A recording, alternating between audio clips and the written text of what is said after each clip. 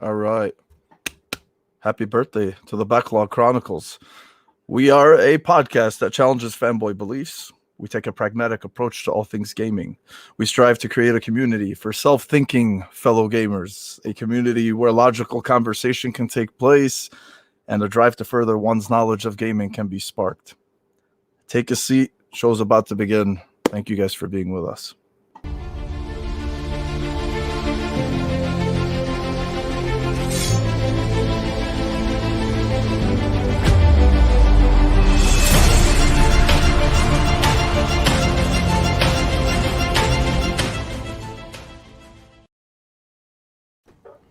Let's go, baby. Let's go. Yeah. What a day today. What a day today. What a day. You telling me, boys. What a You telling me. What is up, baby? How you guys doing? Hope everybody's Excellent. doing well Good. on this Good, man. fine E3 Sunday. Excited. You know, more important than E3. I'm just kidding. It's really not more important, but it's our birthday. Today is our 1 year anniversary for the show. I'm not gonna lie to you. I didn't even think we were gonna get this far. And honestly, for me, before I make introductions and all this stuff, I wanted Ainsley on this show because he honestly was one of the inspirations for me to start this podcast. So, whoa. yeah, I wasn't ready for this. I this is didn't. gonna I get didn't deep. tell him that, man. You know, like I know I wanted him to eat a cereal bowl and drink his coffee and shit. You know, pour a I had to beer. throw him up. I had to throw him off his game. But honestly, man, I'm glad to have you aboard. Seriously, thank you for being with us. I just Hey, saw you your guys are face for awesome, 2 man. hours right before this podcast too. So you know, I mean, anyway, guys, yeah, thank you guys for being with us. It's gonna be a great day. Xbox show, rest of E3. My name is Mo. I'm Dr. Mo Mokalma. I'm here with my brothers, Big Machine Gun Mike, my man, Yo, the other porn star of the group, Mr. Jordan. How you doing, sir? What's up? Good, Kurt brother. Bigler Good, brother. himself, and then Mr. Poetry himself, dude, the man whose voice will make you drop your panties, Mr. Kevin. One time I host. Dude, it's hey, all the mic, hey, dude. It's the mic. I'm telling you, dude, people were really, really impressed by your skills Wow. last week. All right, Your all right, intro, all right. you know, that little down. Okay, all right. Yeah, Hey, man, I love it, baby. We'll have to tap into that again. I love it, man. I love it. Anyway, yeah, so it's E3 week. We got a lot to talk about. I hope all you guys are doing good that are, you know, for everyone with us in the group. Last week I had some babysitting duties and I ended up jumping in halfway through the show. So, all right, well, before, you know, usually what I would like to do is, you know, I always talk about, you know, actually, fuck it, man. I'm going to do it anyway. Let's just roll with it, man. Ains, I'm going to start with you, dude. My man Ains from Season Gaming himself. My brother. How you doing today, sir? Have to say it was a good day. Yeah, man. Yes, it was, man. This was yes, it was. this was something impressive. First of all, shout out to you guys. 1 year. That's awesome. Thank you. As someone who runs a show, runs a site, I know it's not easy. There's technical issues, there's scheduling issues, there's all kinds of shit that comes up. So it's great to see you guys at 1 year and continuing to expand and broaden out, and people discover you too, which is always a good feeling. So and doing it the right way, as you and I always talk about, right? Yeah. So it's good. So cheers. I just poured a Guinness, so it's perfect. Cheers, guys. Thanks, man. Oh yeah, that's for me too, dude. But no, I'm doing great, man. Fantastic day. I mean, we're gonna get into it, so I don't have to really say, but fantastic day for game, not just Xbox fans or Halo fans or anything else, but gamers. And yeah, man, it's just that time of year. It's like this is our holiday. Yeah, it is. Yeah, It it's is. just, yeah, I love it. I love it.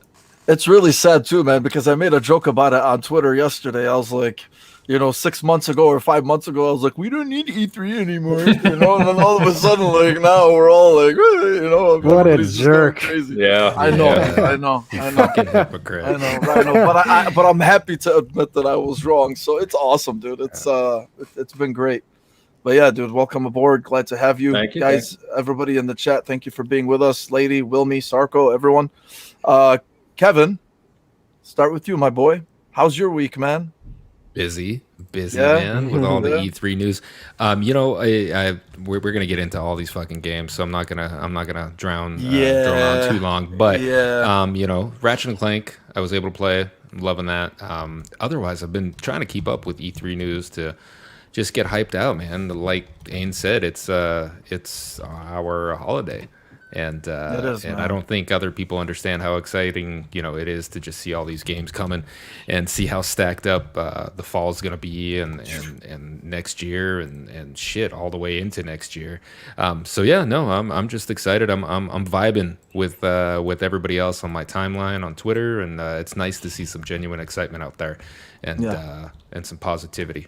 So Yeah, I'm definitely, excited to man. talk about shit. I'm glad to hear that, dude. It's been a stacked week. Besides E3 itself, then we had a couple of big releases this week. So just been freaking sensory overload, man. It's been freaking nuts. These last few days have been crazy. Yeah, it has. Oh shit, Jordan, my adventuring son. The traveler. He just trekked the country on his own, man. My daredevil. What is up, baby? I had a big week, man. It's good to be kind of back here. I mean, it sucks being back to reality, but at the same time, I drove close to 2,600 miles, and I am just ready to be just in one place now. But I had an incredible time. I was out of the loop for a little bit, but I picked the perfect time to get back because today was just absolutely freaking incredible. I am on such a gaming high right now. And I'm just so excited for what's coming for all of us. So, Dude. And happy birthday to us.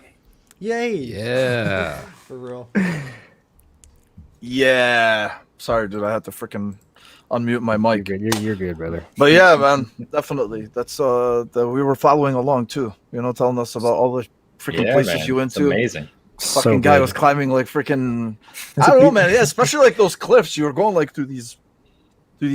It's a beautiful country, man. If anyone never wants to go out to Arizona, it's really Utah, depressing. do it. It's depressing to see it because I live in Michigan and it's so flat and desolate here, And then you start to see all of this geography and all of this elevation and everything you were showing us. Yeah, that's why I escaped Florida, because Florida is just you're below sea level, right? Hurricane comes in, you flood, you drown, and that's it. I know, man.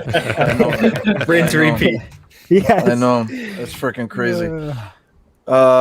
Wait, hold on. Here it is. Gaz, my boy. You should go to sleep, man. It's like what? It's like 2:00 in the morning there. Mm-hmm. Thank you, man. Thank you guys. Thank you for everybody for being here. I appreciate it.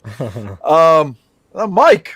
Yo, My what's man, up, Mike. What's How's your What's week, up? bro? Did you trek the country too, man? Did you go anywhere I interesting, dude? didn't, unfortunately. I was just living vicariously through Jordan. I was like, dude, you are living a video game. You are you're the main character. You know what I mean? What's up, man? So, yeah, I thought that was cool.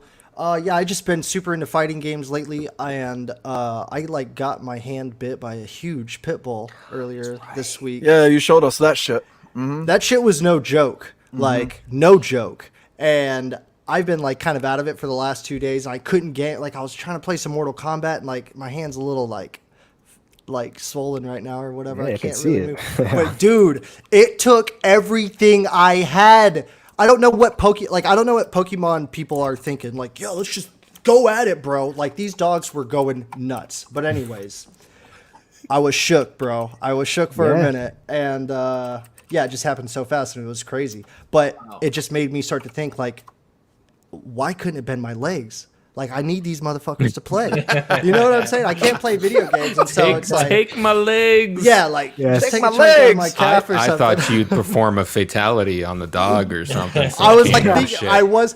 Whatever, man, it went from zero to it went from throwing poop away to defending one's life. Yeah, that was some it crazy was, shit, man. yeah, it got crazy. Damn. But He took a picture of his hand and he's got a puncture wound and I'm we're like, fucking dude. I was like, go get a goddamn tetanus shot. yeah, You're making I me had nervous. to. Stop it. I had to, bro. I had to, and they were like, "Yo, man, you're infected." I was like, "Okay, cool." Yeah. But yeah, that was probably one of the biggest things. I haven't had to exert myself in that and be that juiced up in such a long time that I don't know, bro. Anyways, I'm like having flashbacks Yeah. right now. No. Oh. But yeah, man, gaming's good. Whenever Thursday hit, I think, or Wednesday, just whenever all the news started hitting, dude, like you could just tell. And it was like months ago, Mo, this was the thing I was telling you about where I was like, the industry is about to like, it's in the works of changing. That wave is like, it's doing some different rhythms here. You know what I mean? And I think Xbox coming out with what they came out with got a lot of people hyped. I feel like it's hard for even if you're like one-sided, like I texted you, Mo, and I was like, dude, this is why I am not like so into one style. You know what I mean? Because I want to clone myself and be connected like all in one like hive mind so I can play all the games at once and enjoy them. Because, dude, there's so many that I don't think I'll get to all of them. Even the ones that I weren't really interested in, I was like, that's pretty fucking cool. I'll take it. You know what I mean? But yeah, Mo, how you feeling, baby? You just got off a podcast yourself, didn't you? Yeah, man. Oh, yeah. We just came off of Game On Daily with Gaz and Asa, and Ains was with me as well. He decided to tag along, because he's just like, hey, dude, look, I'm going to do this show with you. I got to do another freaking 2 hours with you. So we just can't get enough of each other, bro. This is how it is Sunday, man. This is it now. This is our life. This is it, baby. Yeah. This is it. This week, yeah. Busy, obviously, with work, but, again, like just trying to jumble everything together with E3 and all this freaking information overload coming. And then on top of that, I got lucky because my copy of Ratchet and Clank, for some God-given reason, was shipped early from Best Buy on Monday, and then it arrived on Wednesday. So I got to play that as well, which we'll get into in a bit too. I know we got a lot to talk about, but yeah, it's awesome, man. It's freaking great. It's been a good week.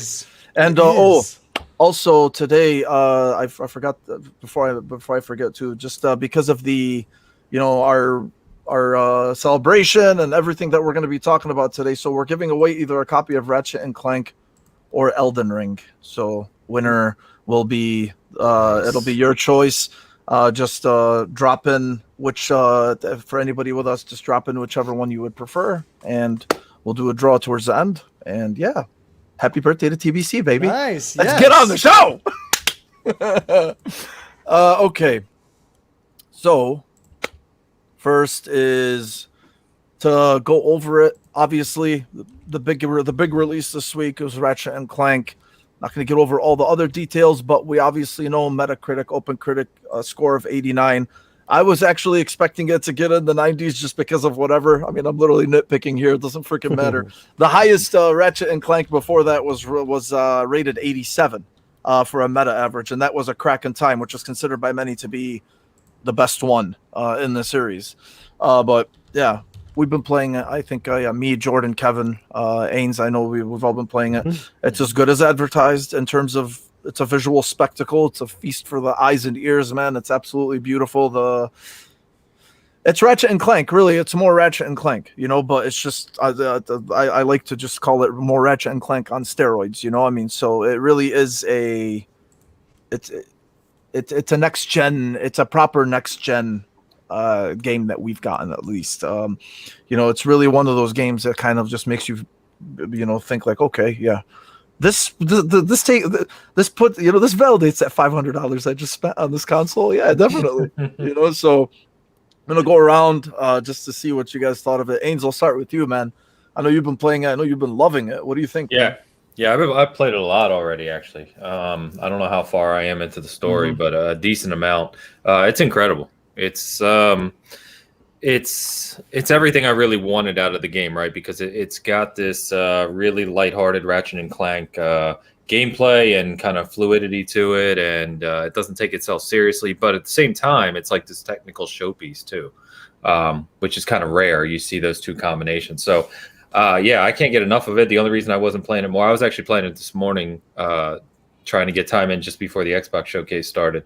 But it's everything I wanted. The only thing, we were joking about the other modes, right? Like the quality mode is at 38 FPS, and it's absolutely stunning. It's probably one of the best games I've ever seen, if not the best game I've ever seen. But I can't do 30 frames anymore. Man. Yeah, we talked about that. Can't do it. You just move the camera around and it kind of stutters just a little bit, and you go to 60 and it's just buttery smooth, and you're like, yeah, okay, I'm done.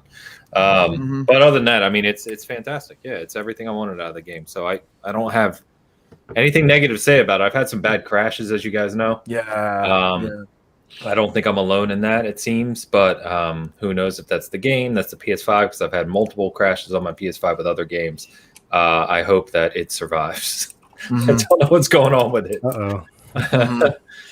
Yeah, no, you told me about that, man. And the thing is it's not widespread, but people were definitely mentioning it. You know, I mean, I personally haven't had any issues. I know we're both using the physical version, but dude, you told me about that, and that was kind of like the same type of crash I had the week the PlayStation 5 launched.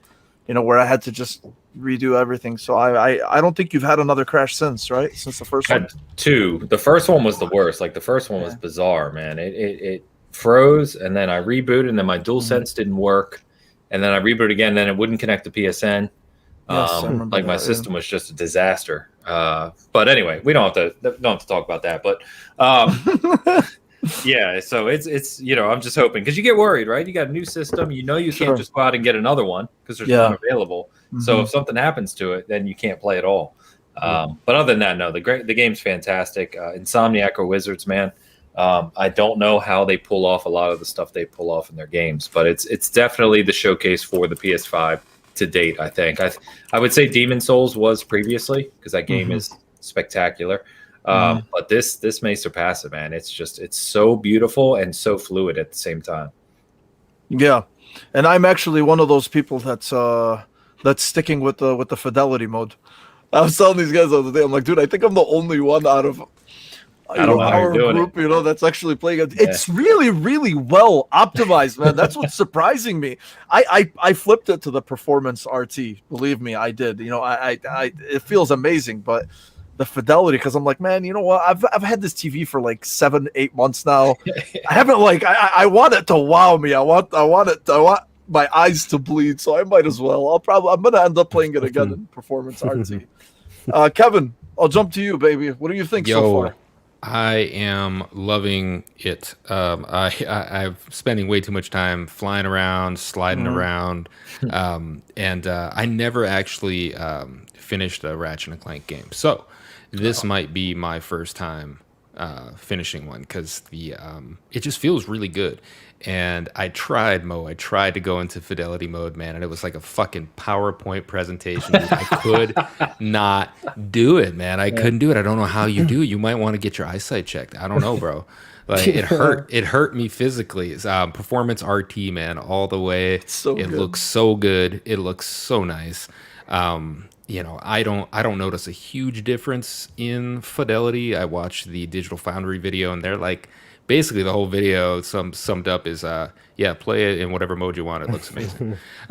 So and I completely agree. It's the first game that I could be like, you know, this might be the game that sells people on a PS5. You know, this might be it. And I could definitely see kids wanting this. I can definitely see a lot of people wanting to play Ratchet and Clank. It's just a nice game. I don't even know how long it is. I'm probably like 3 hours in. I'm taking my time. It's just visually, I'm just looking around. The pretty colors reminds me of my acid trips of the past, and it's really nice, man. It's a really nice game, and I've seen past. Of the hey, once a year, just to level you out, okay? Just to reset calibrate the old brain. Everything. It's fine. It's not a big deal. Doctor says it's fine. Yeah, you're good. But see, my doctor says it's fine, right up there. I am not your doctor. I do not condone this. Just to be clear, a doctor says it's fine. But I don't know. There's nothing to bitch about, man. Like Ain said, and everybody really. If you're bitching about this game, I don't know what game you're playing. Like it's just a good game. Other than the crashes, which are weird because like you guys said, it's not everybody. It's not everybody that's physical. I don't understand where those. My experience has been flawless. I haven't had a crash yet, so I don't know. Maybe I'm just lucky. maybe all your PS5s are just slowly dying, and you're never going to be able to get an RMA. I think so, man. I think that's definitely the case. Oh shit, Jordan. Hello. This is your first Ratchet. Man, Jordan, see, every time we talk about something PlayStation related, it just makes me happy, excited. dude, because because he's like being he's being exposed to all this new stuff now, because he's primarily been a one trick. Yeah. Ironically, I mean, you weren't really a pony, but you know, to work out. a one-trick bot. I was a little caterpillar just chilling in my chrysalis, and now I'm a butterfly. I'm coming out, man. Wow. Absolutely, man. Oh yeah. But yeah, no, this is my first Ratchet game. I was in chat with you and Kevin when I first fired it up.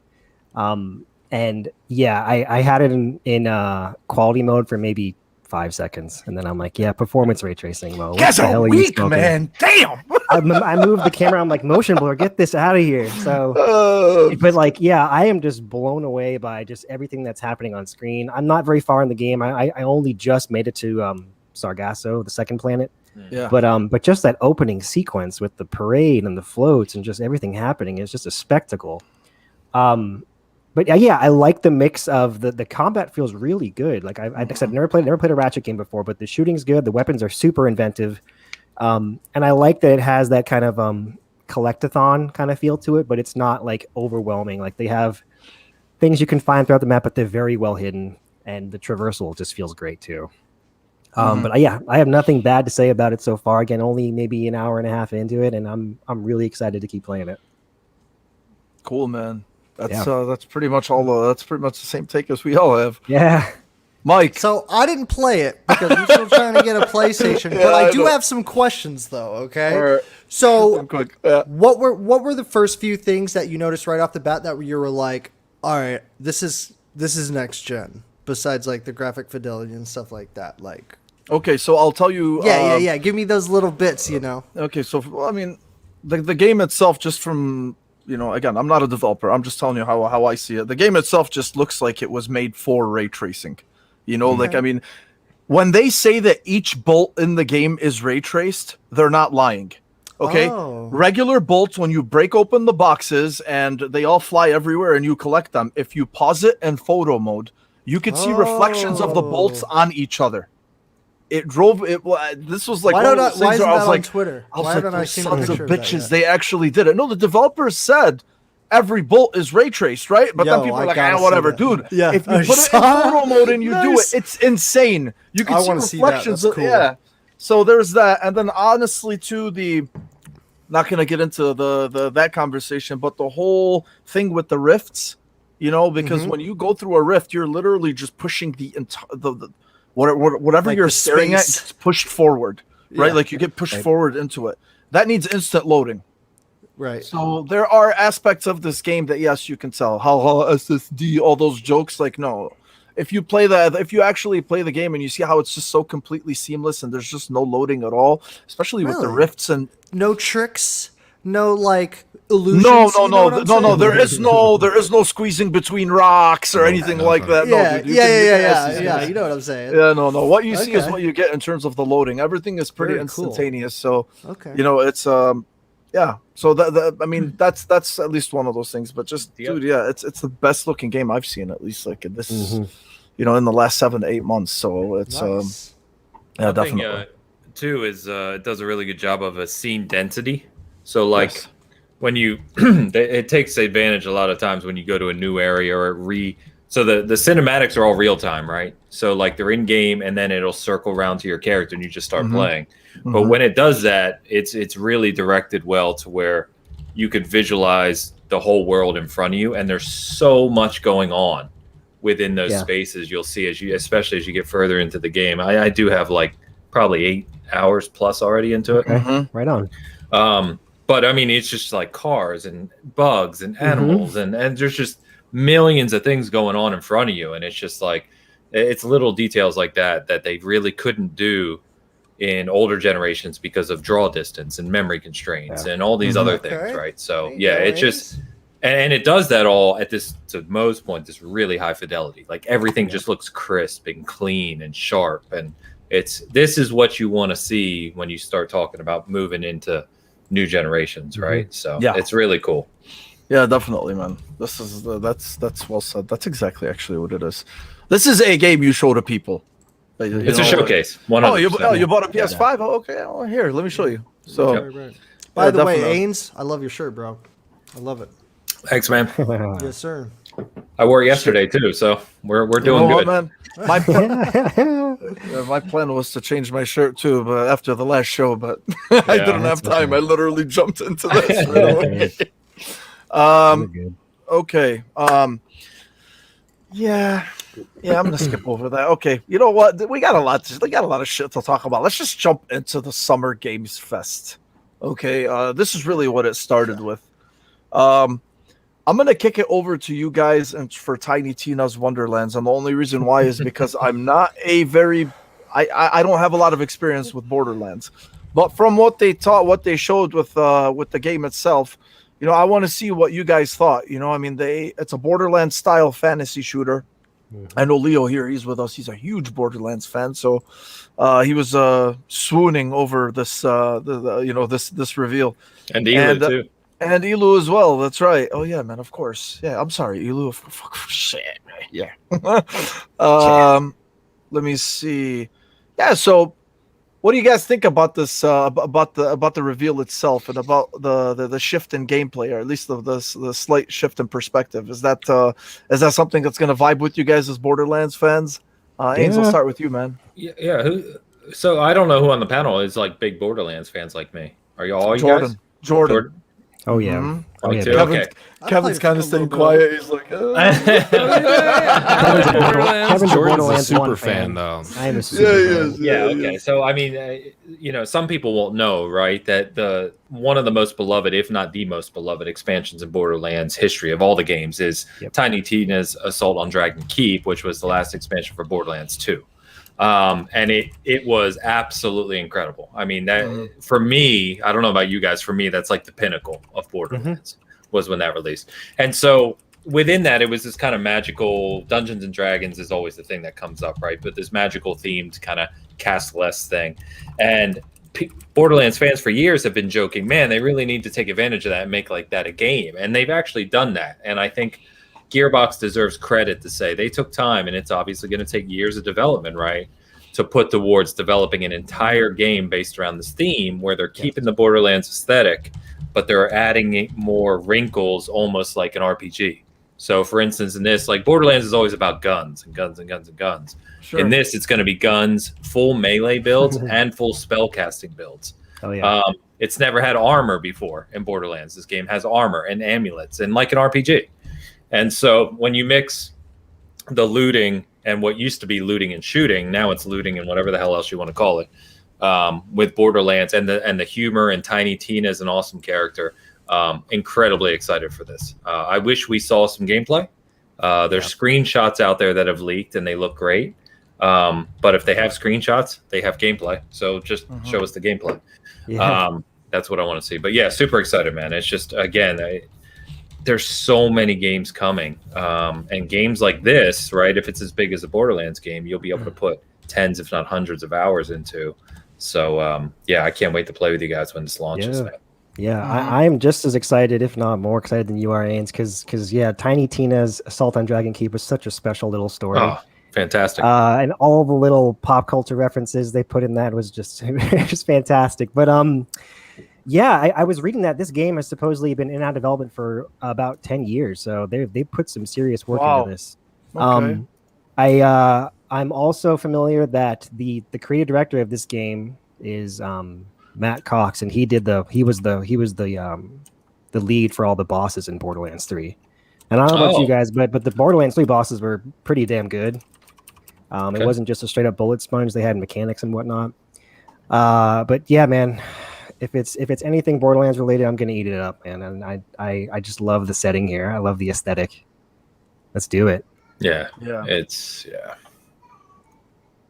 I like what it looks like. I am not that big of a Borderlands fan. I try to like get some buddies to play with me, but they were like, I don't know. It's like dragging dead weight around sometimes. You know, like, hey, guys, trust me. Like this game, like you just got to give it like an hour or two until it clicks. You know what I mean? And they're just like, whatever. You know, and it's. But I like the concept. When I first played him, I didn't understand the whole switch guns every 5 seconds thing. But I didn't know what this was at first. But everything that led up, I mean, look at this. Everything that led up to this, I'm like, I don't know what this is, but I'm about this. You know, it's like my style. I like it. If it has the attitude of Borderlands, I'm so down with that because I know it's like super quirky, like fourth wall breaking and stuff. Wonderlands, I mean, that is cool, man. There's a lot of this aesthetic too. I feel like in some recent games where it's like this hyper fanatical, like pink and purple, like aura giving, you know, I don't know, very cool. Yeah, unicorns and stuff like that. I like this, and I'm liking where it's headed, and I hope it's like good on the multiplayer level because that's one thing that like I kind of always look into for video games. I guess more now than anything, but I just want it to be good, man. I want it to be fun, and I want it to have those experiences where you have those good enemy designs and like moments, you know, those little special moments. It'll be good, Mike. You just need to get a good group. Just come with us, and we'll. I was gonna say, We'll drop take the you dead along. weight, come play with us. Yeah, like when y'all talk about Borderlands 3, like that's a game that I like kind of always wanted to try. I know it's the best iteration of the series, you know what I mean? And like when I watched like video and footage of it, I'm just like, that looks so freaking fun, you know what I mean? So yeah, but I don't have any of the Borderlands games, and it's not a game that I would go out to play on my own, you know what I mean? So it's like I'd really have to have that outside influence to be like, no, let's fucking do this. You're going to have it in 2022 when it... Yeah. I'm about it, man. I think love it. the final scene there, like when it fades out on that trailer, it's Tiny Tina riding a dragon, shooting a gun into the air, and you're like, that pretty much sums up the whole thing. Yeah, I was like, who's the main character? I didn't understand. And you just mentioning it now, Jordan, I didn't know it was like an actual spin-off from Borderlands. Like, it's not just like the same people, you know what I mean? It's like, oh, the same developers. Like, no, this is actually like like same siphoned team. out. Yep. And then put into a new game. That's very cool. Man. Very Look, Mike, Leo's already trying to recruit. Hey, it's on PS now. I think Neo's probably got like 15 the, copies. Just send him one. Right. I know I have the Borderlands like Handsome Jack collection on PlayStation. Cool. Ooh, Yeah, but I haven't really I haven't really dove into them. All right. Okay. So I'm just gonna touch on really the three things in the Summer Games Fest that I remember. So there's obviously that one. There's the Death Stranding director's cut. Yeah. That was Ainsley's favorite. That was his favorite. Really. That was his best announcement. Moving on. Please. So I don't know what was up with that. I thought that was interesting. That was a Metal Gear tease mode. Couldn't you tell? Yeah, no, I think I don't know what the fuck was going on. Yeah, I don't know what that is. Who knows? They're Who gonna knows with that guy? apparently they're gonna announce more details about it. I don't know what he's going to do. Whether 60 FPS, obviously some type of enhancement for the PS5, maybe more. I don't know if he's gonna cut some shit or add some shit, but it's a director's cut for a reason. Obviously, he's gonna cut it because it's a director's cut. Or he can actually add because director's cut. Actually has some You know what No. he did? I bet what he did is he grabbed go, Kev. episode 52 or 51 from Phantom Pain and he just like inserted it into Death Stranding, and so that's why it's like this Metal It's Gear probably type. just the remnants of whatever lucid dreams he had while fucking high as fuck.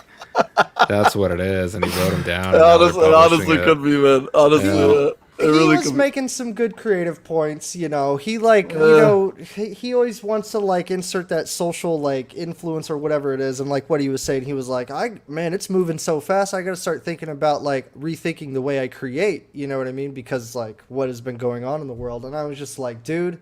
Like what do you think about, bro? Like on your regular. I know he's like super big into art. Did y'all see that little Silent Hill like tease kind of thing? I think you tweeted about it, man. I'm not sure, but The book. I tweet a lot, the bro. books. There you go. I tweet a lot. I don't know. I feel like, yeah, but yeah, Ames, the books. Yeah, and I was like, okay, like this dude is just.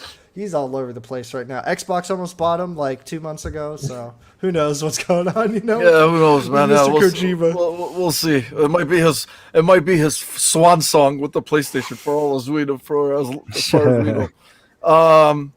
Anyway, yeah. So obviously, the biggest thing and one of the biggest things is Elden Ring. Let's go. Elden Ring was finally revealed. Everyone went absolutely freaking ape shit crazy when it was shown. We are, the jokes are, we seriously didn't know if this game was going to come out this year, if it was going to be shown, or anything about it, or any more. We've seen like the trailers and all this like leaked shit about it, and we still weren't sure if it was gonna even be around this time, but it was shown in all of its glorious form. Xbox One, PS4, PC, and then obviously the Series X and the PS5 are also going to get those enhancements as well. Just to, I know the resident Souls guys here are definitely Ains and Jordan. I know Mike is big into that shit too. Oh yes, Kevin, you and I are fucked. It's just it's We're not just pussies. or our skills. So I think I'm gonna pass it off to these boys in terms of like what they thought. Please do. Or at least their impressions. But what I did want to mention is just a few details. Is they said there was create your own character. It's the biggest game yet that they've ever made. Interconnected, seamless, open world. Day-night cycles, dynamic weather map, NPCs in the world can help you or hurt you. Smart delivery on Series X and then upgrade on PS5. I'm 100% capable of creating a character. 100%, man. That's exactly what we're about. I'm there for the character creation. Listen, hey, if they give me a trophy from creating a character, then I'll say, buy the hey, game. I played the game. I played the game.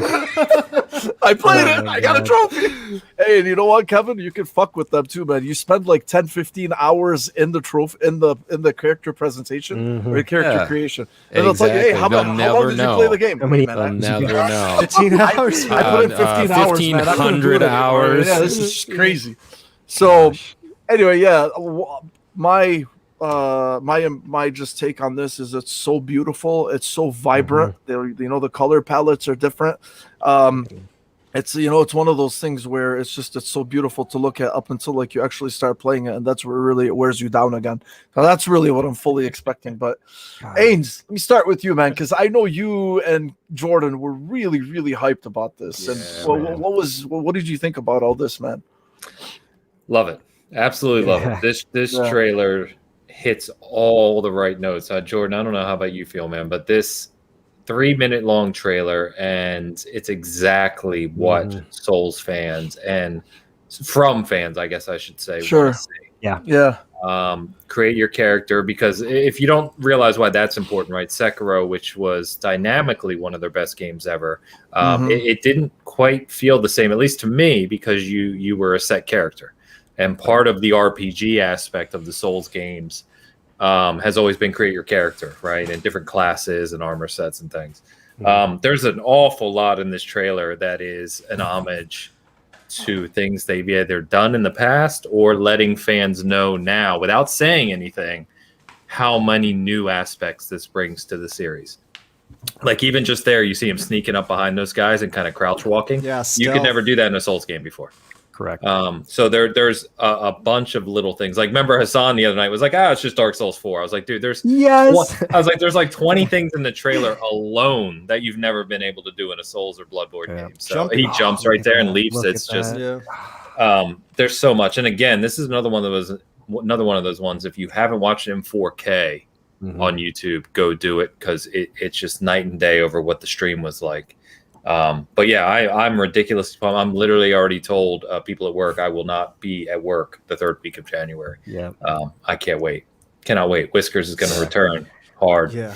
I knew. Yes. I was like thinking, I'm like, Aegis characters are fucking crazy, man. Yes. Yeah, are you on the same wavelength? Oh, absolutely, man. Yeah, we are all excited for Whiskers' return too. But yes. Everything about this game is essentially like everything that FromSoft has done in the past, but kind of, combined or distilled, if you will, into this basically what looks to be like the best iteration of the type of games that they produce.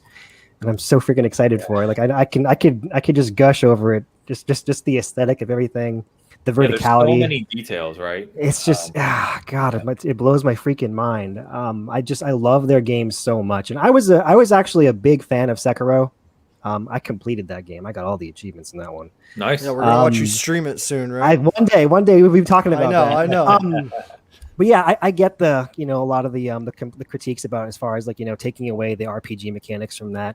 But at the same time, I liked how the combat was a bit more focused. Like you had to like really get that parry system down, and that was just you didn't have a choice, right, man? And but that Lord Saint Ishan boss fight was like I'll never forget that boss fight. When I beat that guy, I was literally like trembling. It was just amazing. So I'm hoping to have more of those moments in this game. I'm so ready. It's 6 months out, but at the same time, I was bummed. But now we got a lot of stuff to fill in the time. Kevin, wouldn't you love one day, just to play a game so we can shake, man, and know that feeling? Oh, it's the best. No, It's not the gonna best. happen. Dude, when you get your ass handed to you over and over again, and then you're on that edge where it's like life or death on that last, and you hit it, and you see that the death come up or the conquered. It's Yeah, I can feel it. exhilarating. Like I think I felt that when I played Returnal, right? For those couple bosses, I think that's the feeling you guys Very are feeling, and similar. it feels very standing up, good. talking shit It to the does feel TV. very good. Seriously, Mike, you're not joking. I've literally jumped out of my chair before. And That's be like, right, motherfucker! I can see Read that. it. I can see that. That's It's my like power move. there's few experiences like that, right? There's the obviously Dark Souls. There's games like Returnal, and there's being like the last man in a battle royale type of thing. yeah. That can get you pumped up too. So I could see why people like it, man. It gets you that adrenaline high. So good for you guys. I know joke, Mo, and I know you're gonna love this one, bro. I know joke. After I saw the Elden Ring trailer, I went back and I watched King Arthur: Legend of the Sword because I've told you this before. I love that movie. I don't even care. Poetic motherfucker, bro. Dude, I really well, want to know why. Go ahead and tell me. Well, because whenever I watched that movie before, I don't know what it was. Maybe while I first saw it or whatever, I was playing Dark Souls 3, and the dude, the uncle or the brother, when he's in monster mode and he has like the cape and it's like embered or whatever, and he has the scythe. It's just so Dark Souls to me, and it's like so fanatical, dark fantasy. You know what I mean? I watched that, dude. I was about to play Dark Souls 3. Like I was so in the mode. I was like reading Darksiders novels because that's what it is. That horse, like. Elden Ring got me thinking about my old Darksiders days. Well, I mean, they're still here because I love that game. But, dude, the way Darksiders did so many good things beforehand, man. God of War copied them. It looks like Elden Ring might have a little bit of taste in there, but that's the vibe it gave me. It's like I don't know if it's going to be completely open world, but that whole semi-open world, the God of War hubs or whatever, you know what I'm saying, right, Mo? That is I love that stuff because I've come to find out open world is just a little too much openness for me, and you gotta stay in on that shit, or you just focus on the story. You can't, you gotta pick, you know what I mean? Because it's open world. Makes but sense. I like those semi-open worlds because you kind of know oh, I need to go and do that side dungeon, or I need to go to the main mission, and I don't know, it's just a little bit more calculated and compartmentalized for me in my mind or whatever. But fantasy horses, dudes with hands, the fucking wolf warrior, berserk Did you say style. dudes with hands? Hey, man. Dudes with lots of 6 or hands, 7 hands. Just let it Lots roll, of bro. hands. Okay. Just let it roll. all right. Just let it roll. And, Multiple Yeah, hands. dudes with hands, bro. Dudes with hands, baby. Yeah. Cathedrals. We're talking. What was that wolf or that tiger warrior in that trailer? Everything about this game, man, is just I hope there's combos with a K. I hope there's combos. A little bit of me, I'm just how they're gonna do the stamina system. I'm a little not worried about it, but I'm very intrigued on how they're going to do that and how they're going to knock that out. Got a horse, are you going to you can attack from the horse? That's so cool. Bow and arrows. I saw a player. It's a brief shot where she's a witch and she has energy around her, and I was like, is that a player character? Can you go from knight or all the way to mage and run it like that? And I mean, imagine that, dude, just shooting energy blast You off can. your horse. People run mages in Dark Souls 3. Yeah, I know. And that's why those games are good, man. And that's another thing. You don't always got to go shield and sword, dude. You can mix it up, man. You can be a thief, whatever, and you could be a mage, and you could just sit back and cheese them, dude. And that is a good thing. That's putting it. That's easy mode right there for you. But Elden Ring's got everything. It's heavy on Viking lore. Once again, all Dark Souls are very heavy on Viking lore, like the First Flame. In this case, it's the Tree of Life, Yggdrasil or whatever. God of War. So, yeah. You tracking, Ains? Yeah, and I love that. It's kind the of same stuff, man. mythology across many. Yeah. Exactly. And so, to me, man, I don't know, the double jump horse, the verticality, like Jordan said, there's going to be so much to this game that it's one of those games that you want to be immersed in it. And Yes. it literally, like, just talking about it right now, I kind of want to go and try Sekiro, dude. I don't know, man. You know? You're. I think you're coming off more excited than we were. Dude, I'm telling you, it hit the dark Yeah, he fantasy is. vein perfectly Yeah. to Let's me. go. And dude, like when you see the hand with the curved finger armor, like that gets me going on video games, bro. Like, because you know that shit is just meticulously thought out, dude. The armor, like I was just sitting back, I'm like, look at that armor, bro. Like, walk that shit off. Like, dude, the hair, like, it's not practical, but we'll go with it. It looks cool. Like, let's do this, man. I don't know, dude. I am so pumped about Elden Ring, man. The way you're sounding about this, and Jordan can echo this probably, is like that's the detail that From plays to their games, right? Yes. They're Dude. so detailed Yes. in things within their games, and if you appreciate that kind of stuff, man, you Yes. got to play these games. Yes. And remember, this one, what we're hearing is 2 to 4 player co-op. Yes. Yes. That's yeah. another thing. So It's for you actually- guys who love it. normally are like, I can't really conquer that. Yeah. We don't know what it looks like yet, but there may be a way that we could, people can take others through it. Do you know what I mean? Yeah, it says this was actually on VGC. Elden Ring will feature online multiplayer for up to 4 people. Developer From Software has confirmed. So Nice. cool, We can man. get carried, Mo. Well, sure. hell yeah, baby! But you know what? We'll still have that finished trophy. That's right. You know, Yeah, that's right. okay, man. Listen, Character yeah. created. We'll play with either Ains or Jordan or Yeah, Mike. yeah, you know, yeah, let We'll them get her do all done. the We'll work, get her man. done. Oh yeah, Yeah. we'll be the cheerleaders Just in the background, stay maybe doing like a behind. quick freaking sword poke here and there. I feel like we I'm got down it, again, bro. I'm down again, bro. I'm down again, bro. Come get me. Enemy, run away! I beat Get his Elden attention. Ring. Oh, that's great, man. I'm actually, Yeah. I always have this thing with these games. Whenever I start them, I don't know how long I'm going to last in them, but I'm so enamored with it, despite the fact that I know that I probably won't have the patience to finish it. But I'm going to play it. I'm going to try it. Honestly, I'm really looking forward to it. And we are giving away a copy of Elden Ring tonight, if anybody does. Either that or Ratchet and Clank. So I wish I had Stick it on me, around. but alas, we must wait. And the release date, very sooner than I thought, January, right? Oh, we were all surprised by that. yeah, right? Crazy. we were a few all- release dates with a few games I was... For a game we didn't even know existed. Really. Yes. Yeah. You could tell Keely was so excited to announce it. Like, finally. Dude, this I was am like this is once in a lifetime this was opportunity. the Like, hell pinnacle. yeah, bro. This was the. Did you see the way his voice cracked Yeah. when he was announcing it? Yeah, it was great. Finally. I'm like, Yeah, it was great. I loved it. oh, but you know what, man? I'm glad. But he I showed didn't believe it emotion. at first. I was like, Yeah, he's You're kind too of hard hyped to right believe, now. but still, give him credit. At least honestly, like he showed it. That Yeah. was big. I was like, you're a little kid right now. I love it. It was the show point of the whole show. I mean, 100%. it stole that. 100%. For sure. So, yeah, definitely. All right. So, Elden Ring.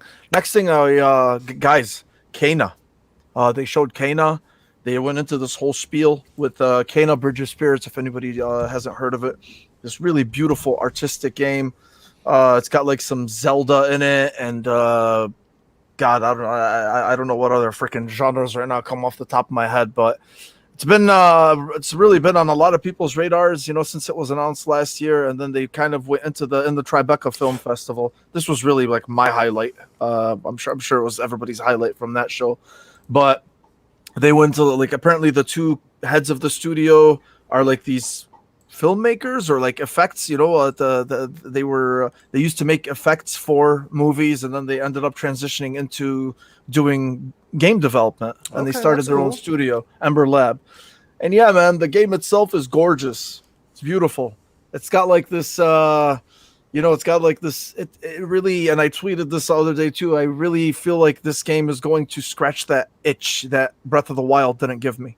Because I like more of traditional style Zelda, and the just all the things that they showed about this game, it really feels like it's going to impress a lot of people, man. And really, this little gameplay slice that they did the other day, the 5 or 6 minutes as well, it's such a beautiful game to look at. We talk about Ratchet and Clank being a Pixar-like game. This is also a Pixar-like Yeah. game. Obviously, the fidelity is not like Ratchet and Clank. It doesn't need to be. The art style is just absolutely beautiful. Look at it. So anyway, yeah, I'm gonna go around real quick. Ains, have you been excited for this game, man? Yeah.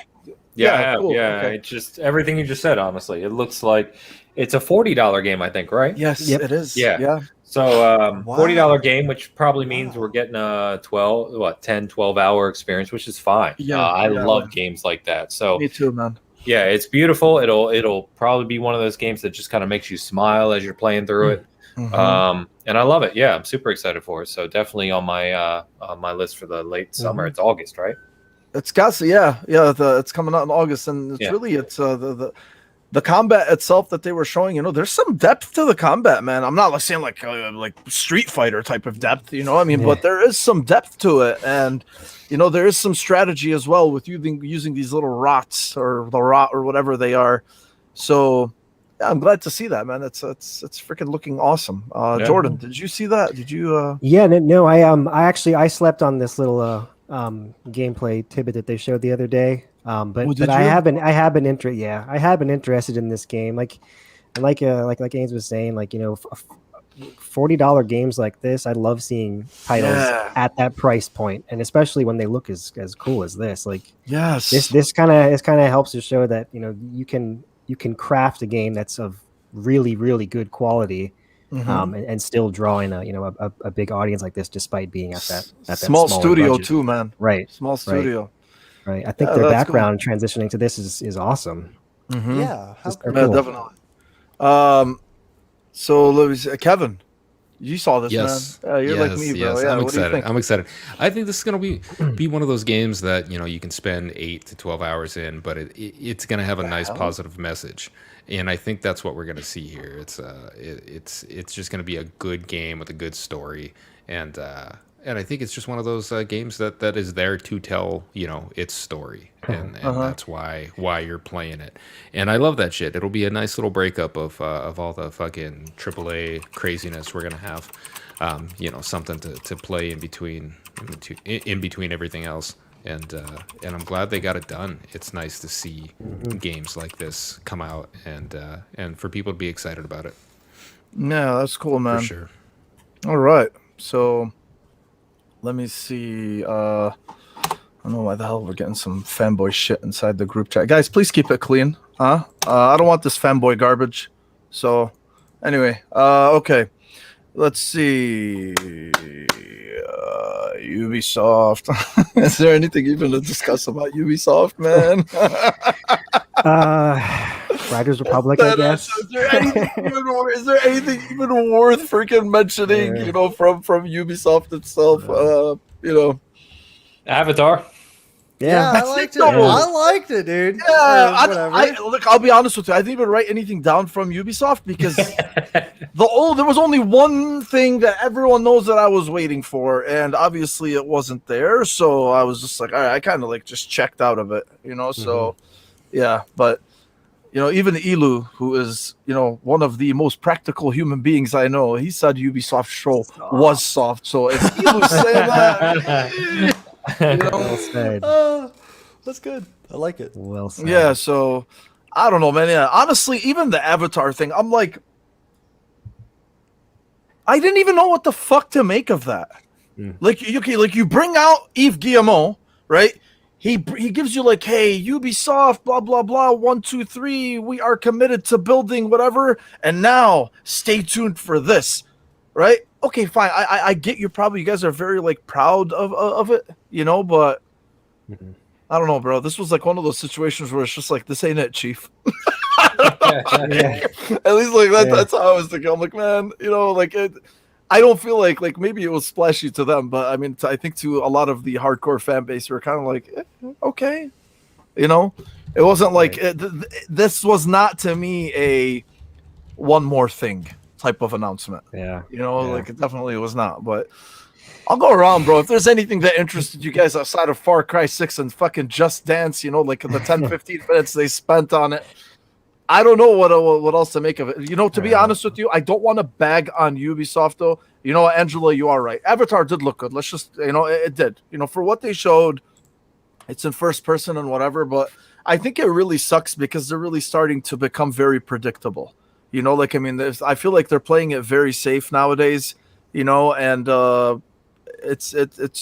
I don't know, man. Like in my opinion, it just sucks because when I was in college, 18, 19 years ago, they were like the studio that I really wanted to work for. Like I really, really wanted to. Like when I really wanted to get into game development at that time, Ubisoft was like number one. Like I used to dream about working for them between all of the projects that they used to have, and just seeing like over the years, like I just don't feel I've really lost that love for them. Like I used to have. I'm not saying they make bad games. Worker. Yeah, I really disgruntled worker putting in purposeful bugs. Like, oh yeah, whatever. Yeah. They'll find it out later. So, anyway, yeah, whatever. Anyway, so I don't think anybody really has anything to say about that. I do got to know one thing. Yeah. Did you guys like the Avatar movie itself? I have to know this. I'm sorry. So Yeah. it was serviceable. It was pretty. It was serviceable. It wasn't What like does that mean, Jordan? like it was like it was a film. It was like Pocahontas, it was a but a film. different story. That's what essentially. it was. Essentially, honestly. we have Like, it was a unobtainium. Yeah. Yeah, what? right. Yeah, that is yeah, I got you. All right, I was just wondering because people were like, some people were like, Yeah. I actually liked Avatar, and I'm like, that was a great film. Yeah, There's no shame into liking that movie, man. You Yeah. know, You was and right though, with man. I this forgot game, about Riders. Yeah. Go looking ahead, at I'm sorry. Avatar, looking at Avatar is just one of those things. I was talking to Kevin before y'all got in the show, Yeah, or we were. in the room, and I was like, it's a weird bit, that's for sure. Nobody asked for it, but would you take it? Like, Sure. I might be. I'll be interested sure, whenever it I releases. guess. I'll be interested in it. I don't know if I'll buy it, but I'll be interested to see if I want to buy it. You know what I I'm mean, saying? we were talking about it. It was just funny to see this. This is not. I mean, the Avatar is not a franchise, right? I mean, it is and it isn't. But we don't have a trilogy. We don't have like it's not Mickey Mouse. It's not something that's prevalent in everyday talk. It's not Avengers. It's not some shit like that. And for them to come out with this, I felt like I went back 15 years ago. Like this would have been an announcement 15 years ago, and I would have been excited. Avatar is just, I mean, what the fuck? You watched the movie, you watched it in 3D because it was really good, right? It was when 3D was kind of hitting the theaters and everything.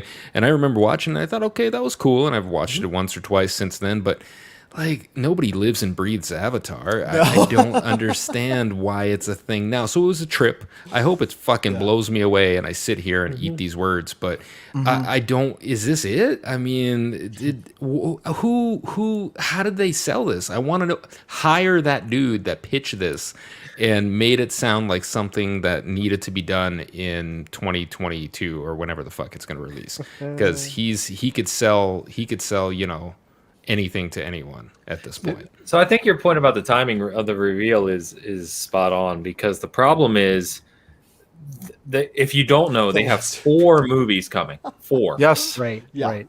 More Avatar movies coming, and they're filmed, and James Cameron has a plan to release them over a 4-year period like Lord of the Yes. Rings. Yes. So coming starting next year, and it's like, well, that's great, and I'm sure they're going to try to line this game up with when the movie gets popular again. But why did it make sense to reveal it now? To your point, Kevin, Okay, so that nobody's makes thinking sense. about Avatar. Yeah, right no, I did not know that there were even movies planned. Oh yeah, so, they're filmed, like they're done. So that Oh, makes really? more sense. But you're absolutely right. Like I've seen Been working on nothing it for about years. Avatar Yeah. at all. Right? Yeah. I mean, has anybody? Have I fucking? No. Is my head in the sand? No, All he's I've right, seen man. nothing Like I about heard them Avatar. about making Avatar 2, but that was like Didn't they film Years ago, no, Yeah. he Filmed kept 2, 3, and updating it, 4? and they're doing 4 more movies. okay. Okay. All right. Yeah. Okay. So So maybe I- this will line But the up. point still stands. This wasn't the moment to reintroduce Avatar, right? No, definitely. definitely. We're gonna do that with No, Avatar. films. that was Yeah, the wait for moment the to films. reintroduce fucking Sam Fisher. Is what you should Yes! have done. Yes. But so I, God. to your point, I think this will hold more weight next year when the movies, assuming that it's been Sure. forever, right, a decade. If assuming they have the popularity again, then the game, assuming it's good, will hold Sure. more weight. But it was kind of weird timing for it. Yeah. Riders Yeah. Republic, by the way. Riders Yeah, Republic. that's I it. was gonna mention it. That looks great. It looks fun. fun. Yeah. This looks fun. Yeah, it looks fun. I mean, great from a fun perspective. Yeah. Yes. You know, I think yeah. what we talked about this in chat, I know, but I think what ruined the show for me a little bit was they spent way too much time on Rainbow Six. And it's Rainbow Six that already felt familiar because it's just really playing off a siege, right, with extraction. And when you spend 20 plus minutes of a hour-long show on one topic that's already familiar. Right. I mean, it kind of ruined it for me. And then the pace People would fall fall off. Then they asleep. went like 10 minutes into Rocksmith. And it's like, Rocksmith is very cool for the very niche people that like Rocksmith. Mm-hmm. Yeah, dude. Like, you're not winning over a big audience with Rocksmith. Mhm. So they had some cool stuff. It's just, I don't know who they were aiming that conference for. Yeah, no, it doesn't. That's why I said. About the predictability or kind of just really being. I don't want to say out of touch, man. Because when we criticize, or when we say these things, it's really just personal opinion. It does not mean that I know how to do this job better than these people do. Like this is just me. Just looking at it. I just, they're not going to. And really, Wildboy makes a good point here because he's like expecting Ubisoft to make another Splinter Cell. It's like expecting Konami to make Silent Hill or Valve or another Portal. It just doesn't look like it's going to happen. And I really think he's right? Like these are like becoming the unicorns now. The Half-Life 3, the Silent Hill, the new whatever it is. Like I can't believe Splinter Cell is now a unicorn. It's a unicorn. It's just never going to happen. Every year it never fails. People always think like, oh no, guys, it's time. Xbox exclusive. Partnership with Ubisoft, dude, they get me going for like maybe 10 seconds, right? And then I'm like, nah. It's hard to believe it. So anyway, Riders Republic, Rainbow Six, whatever. Right. Yeah, I would have loved to have seen Rayman, a new Rayman game. Yeah, that would have been really exciting for me. It's not a left field a little bit. I feel you though. Dude, Rayman is just Origins and Legends, man, so good. I not to belabor the point as far as Splinter Cell goes, but actually yesterday I found myself watching the opening sequence for the very first Splinter Cell game with the Crystal Method song. So dope. Oh, the name of the Crystal game. Method. That's the name of the game. Nice, Wow. nosy. God, man. If only. That's going back. If Yes, only. it is. Damn, Jordan. I'm about If to break only. dance. I know. Shit. Where are my glow sticks at? Right? That's so good, dude. That's so good. But one thing, do you guys think Beyond Good and Evil 2 is dead? The worst part about that is they said it's no joke. When did they reveal that? 2 or 3 years God, ago? I think 2 it was years at least- ago. Yeah. Yep. 2 years ago when they showed the blimp, section. Two Yeah, years that was ago. like, Michael Ansel leaves the company. He's retired. Right. Yeah, he's right. gone. He's saving the And world. they came out this year and said it's early in development. I'm like, Ugh. what? What the fuck has been done? What did they show us then? I don't know. Nothing. They showed us a universe. Honestly, I think they probably scrapped it, dude. Because look, I mean, let's be honest with each other. It's not going to be one of those games like it has to wow the way that what the hell is not Gods and Monsters? What's wrong with me? Immortal Phoenix Immortals. Rising. Yeah. Okay, that game really wowed a lot of people. It's been very successful for Ubisoft, and I'm really happy. I really think the game is awesome, right? It tried to do things a little bit differently, snuck up on people's radars. I know Phasma here, she loved it. She reviewed it, seasongaming.com. But yeah, so Oh, but seriously.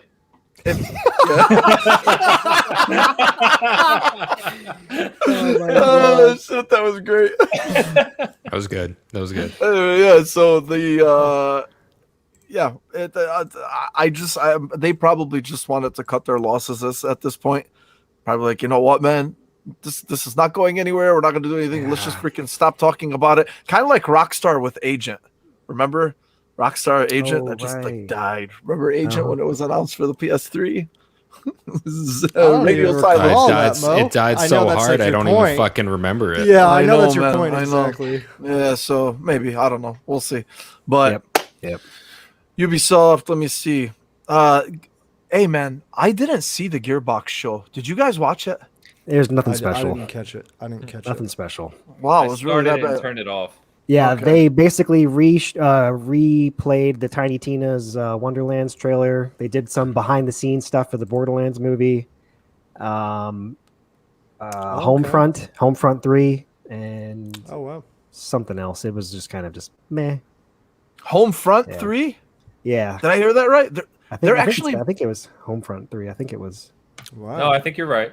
Yeah. I Yeah, think you're right. yeah. That's what Someone So said hold on. So the sequel was actually successful? this is Gearbox. Don't Yeah. overestimate. Yeah, that doesn't mean shit What? to Gearbox. 3? Wow, it was I'm Homefront. stunned. Okay. You know what's funny is that they're not awful games. They're just Yeah. meh. They're just meh. Homefront was actually, it had a cool premise, right? North Korea invading the It did, U.S., yeah. right? Rebellion. It was just ass. The game was ass. The premise was great, but the game just wasn't that good. I never played 2, but that's because because 1 just kind of jaded me. So I'm just stunned that there's a 3. Who the fuck is asking for this? I'm sorry, Avatar, guys. Homefront. Homeworld 3. I apologize. Oh, okay, never Oh, mind. it's home. There we go. Yeah, Homeworld. I'm Homeworld. sorry. I had to look that up. Jordan. I misspoke. Okay. Rewind, erase that. You know, It if happened. we'll clip that. Leo's a huge Gearbox fan, and if he's saying the show was trash, Leo, we Yeah, will not mention it anymore after now. a lot of us were hoping for Wonderland's gameplay. Like Yes. premiered Yeah, at that's Summer Game Fest to show Yeah. gameplay at Correct. Gearbox, and they just didn't. That would have been a perfect segue. Yeah, that's terrible. Yeah, that sucks. Okay, well, I think this definitely requires a drum roll because we are definitely going to get into the event of the event of the week, the one we were all waiting for. By the way, so today we watched Today was the first time I ever watched one of the conferences in a party chat like that. It was fucking amazing. I just have to tell you guys, it was awesome. I agree. Usually historically E3, I'm always alone. I'm locked in. I'm watching shit, right? Like, I mean, I just want to pay attention.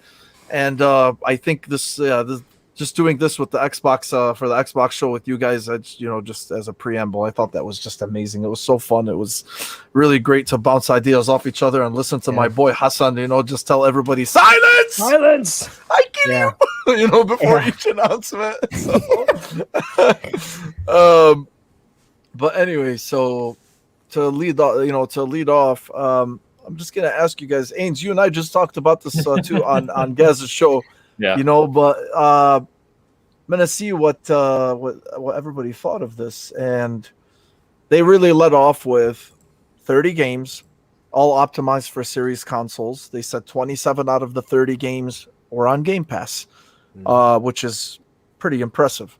So like during the show, we kind of sat there and we started ruling out which ones were not on Game Pass, and I think Far Cry 6, Battlefield 2042, and I forgot what the third one was. My man, and Diablo. So instead of going through, because there's a long list of games that they went through, I personally, right off the bat, I feel that actually, you know what, man, I'm not going to even talk first. I'm going to kick it over to you guys first to see what you thought. Ains, I know you just gave a huge a big poetic answer, about a little over an hour ago. I'm going to start with Mike, right?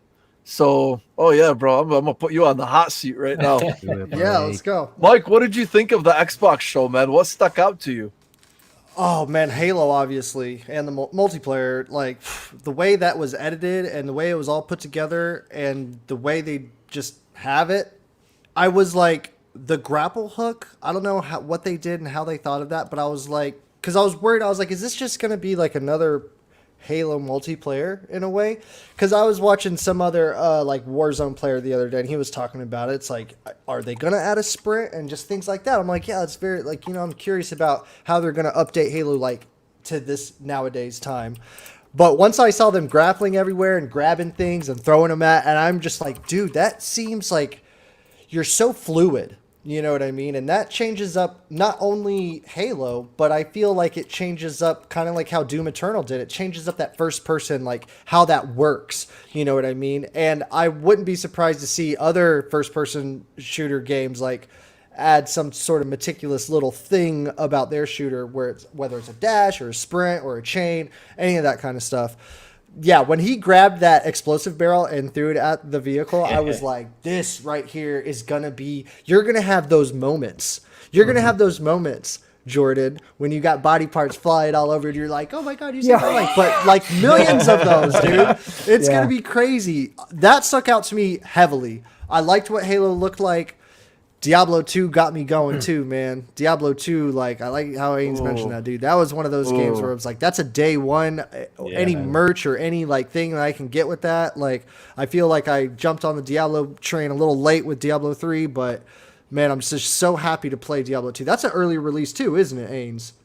Is that correct? That's like September 23rd. I'm going off memory. Okay, right. Yeah, I knew feeling that. I was like, that's coming out soon. So I really like that.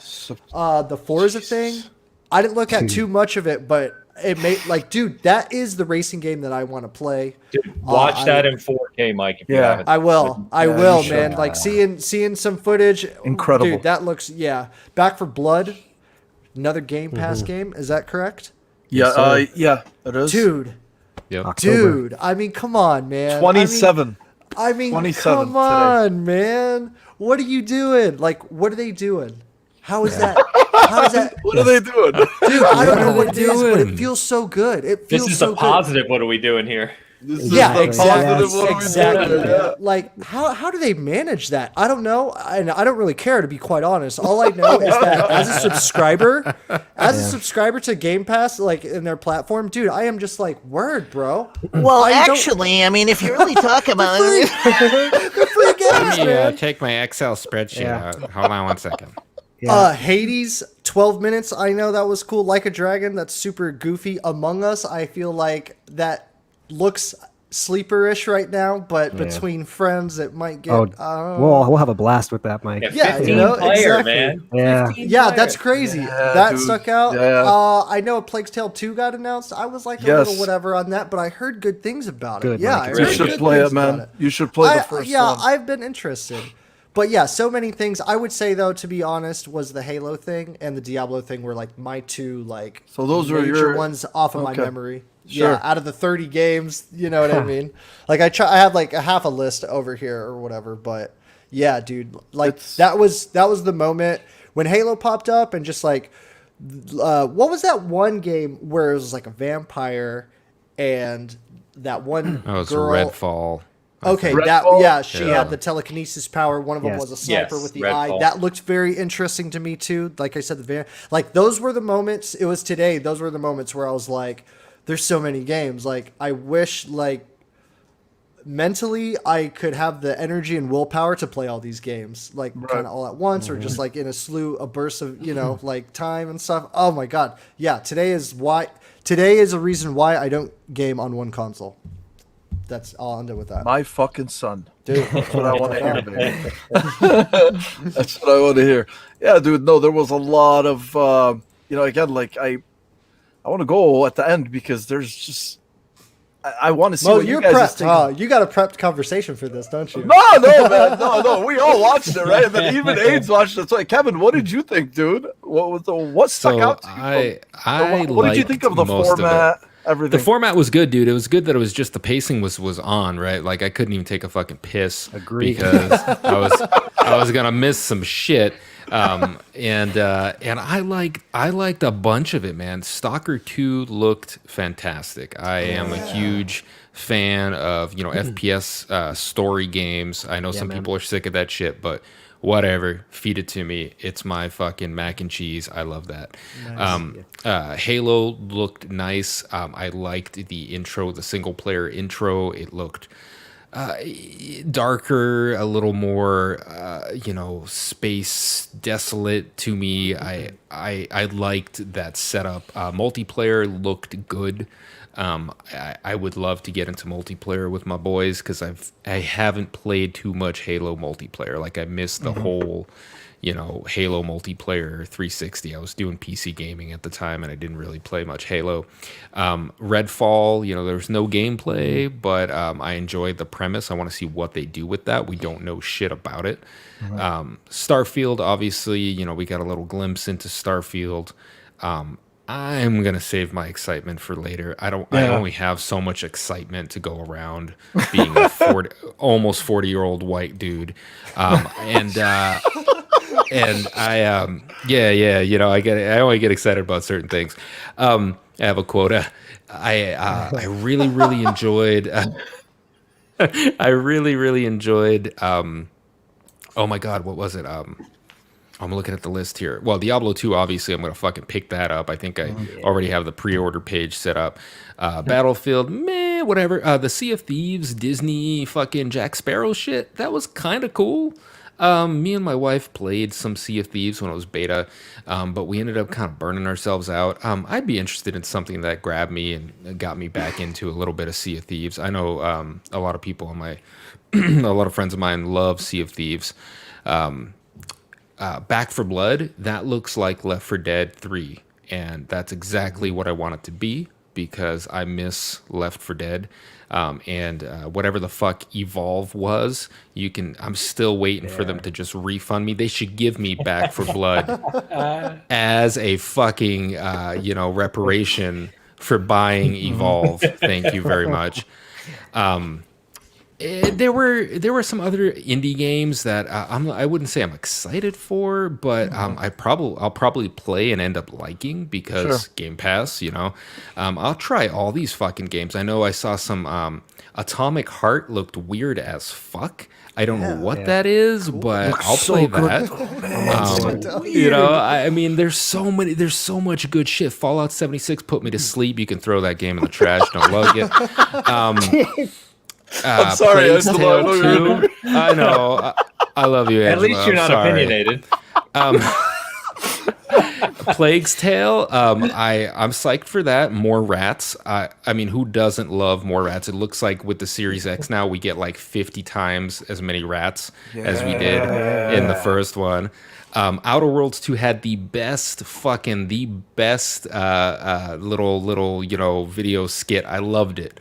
It was great. It was fourth wall breaking. Flight Simulator.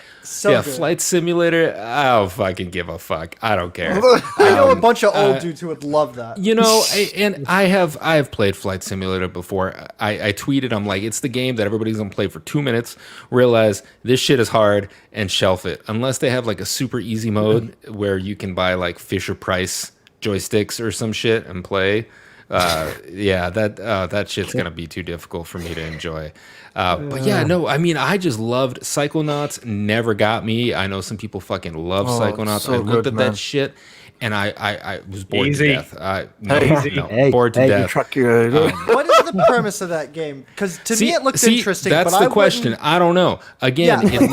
it looked like some shit that I would dream up when my dentist gave me too many meds to fall asleep on. That's You what know I what pictured. though? It doesn't seem like you're far away from Tim Schafer's imagination. That's probably See, and maybe that's the goal, and if that's the case, he is spot on. I know. No, I'm throwing a little shade, but I know this is going to please the OG Psychonaut fans. So if you like Psychonauts, this is going to be awesome. it looks awesome. And then just the plethora of shit coming out. Again, they hinted at 12 minutes. Fuck you, release that shit. I'm tired of Which it. one? 12 minutes. Oh yeah. Yeah, just fucking release it. I want to play it. Yeah. Jesus, I've been hearing about it forever. God damn it. But and Slime Rancher 2 was hilarious. So aside from that, I was just the whole lineup was good. I mean, the pacing was good.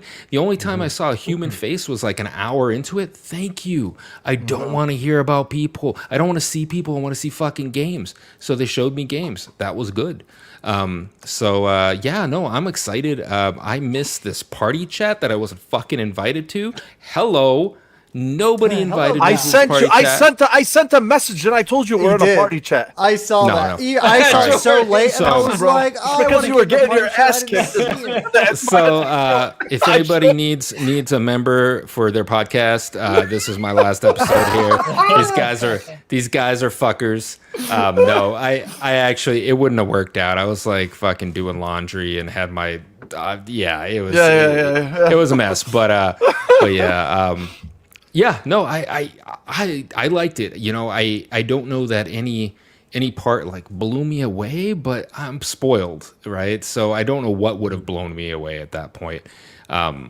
Again, my top ones, I really Stalker, finally some Halo gameplay, and the Redfall got me thinking, hey, this might be kind of cool. But yeah. No wild party animals or whatever that one. Yes! Yeah, copy I of that. think That was like, I think that's when I went and took a piss. Honestly, I Like, was it looks so yeah. cute, but it looks so like Fallout guys or whatever. yes, that's what I said during the stream. I'm like, this reminds me of Fall Guys, man. There It's you like go, Fall Guys. My bad. Fall Guys is already Kevin, on damn it! Sorry, man. Fall Loraxes Guy, and Fallout guy. Fall Guys is already cracked out. This is cracked out Fall Guys on crack. It's like crazy, man. And it looks awesome. go. It's fun. Definitely fun. Jordan, Yeah, man. what was your take from this, man? You know, I know Dude, obviously with respect to the ones you were really looking forward to. Yeah, no, Or at least just your absolutely, impression in general. absolutely. Yeah, no, I did just want to say that doing that party chat was the best thing, the second best thing without actually being there. So that was a great idea. I'm so glad we did that, guys. Yeah. And when we were out of sync, it was great how Mo was like, "Oh yeah, it's fucking Psychonauts." So we're like, "What? We're not Mo. You're ahead of us. Stop saying the title." He was narrating in the show. Oh yeah, I'm sorry. He did it like at least 4 times. Every time I would do it, I would apologize to AIDS. I'm like, oh, shit, I'm sorry, dude. I was like, what feed are you on? I'm switching Yes. fucking feeds because this Yeah. ain't working for me. Right. All right. I'm done putting you on blast, Mo. Shit, that was awesome. But my top 4: Halo Infinite, Forza Horizon 5, Somerville, and what is it? Stalker. Yeah, man. There's so many unique and varied experiences that are coming, and the majority of these games are coming out within the next 12 months. So it's incredible what we have to look forward to. Right. Yeah, man. I just Dude. I go ahead. Go I ahead. was looking, to be honest with you, one of the things, this isn't even an impression or anything, but Mhm. one of the things I was looking at throughout the show is release dates. You know, Mhm. because I was thinking, I'm like, okay, we're going to get June. Maybe July is a little bit slow. August is a little bit slow. You know, then it starts to kick up, you know, once the fall starts. Yep. But dude, like, it was unbelievable when we started getting all of these release dates. I mean, now June is stacked, July is stacked, August is stacked, September and October are stacked. It's unbelievable how many release dates we got. It's all And there, man. I was just like, I like there's no break from Yeah. now until the end of the year. Yeah. There's no break. So yeah, Microsoft was serious when they said they're all in on gaming because they're giving us games. They're giving us games to play. Oh yeah. I'm so excited about Halo. I know Ains and I were just fanboying so hard over there, and then like Mike, to your point, at one point as far as seeing all those trick shots and stuff, Ains is like, "Yeah, you're gonna see these pro players." I'm like, No. You're gonna see us doing these moves, Ains. You're gonna see us doing this. 43 when this game releases, man. We'll see. Oh man. Gosh. I'm gonna buy stock in Red Bull. I can tell you that much. Yes.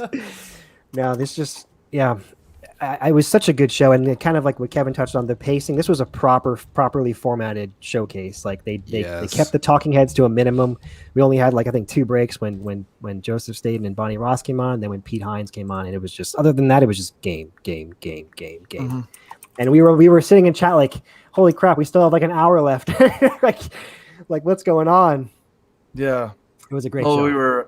We were just mentioning that earlier too, on Gaz's show, Gaz and Asa's show, because we're like, holy shit, man, we're 45 minutes in, we're a half hour, and they really front loaded the half because they were real. I mean, it was paced well, you know. Yeah, absolutely. Did you have anything that you did not, or you were disappointed with? Honestly, no, I don't really think anything like kind of soured it for me. Like I said, everything was there. There may have been some things that weren't for me, but you know, on the other end of that, that's for somebody else. So, like I said, they kind of catered to everybody with everything that they showed.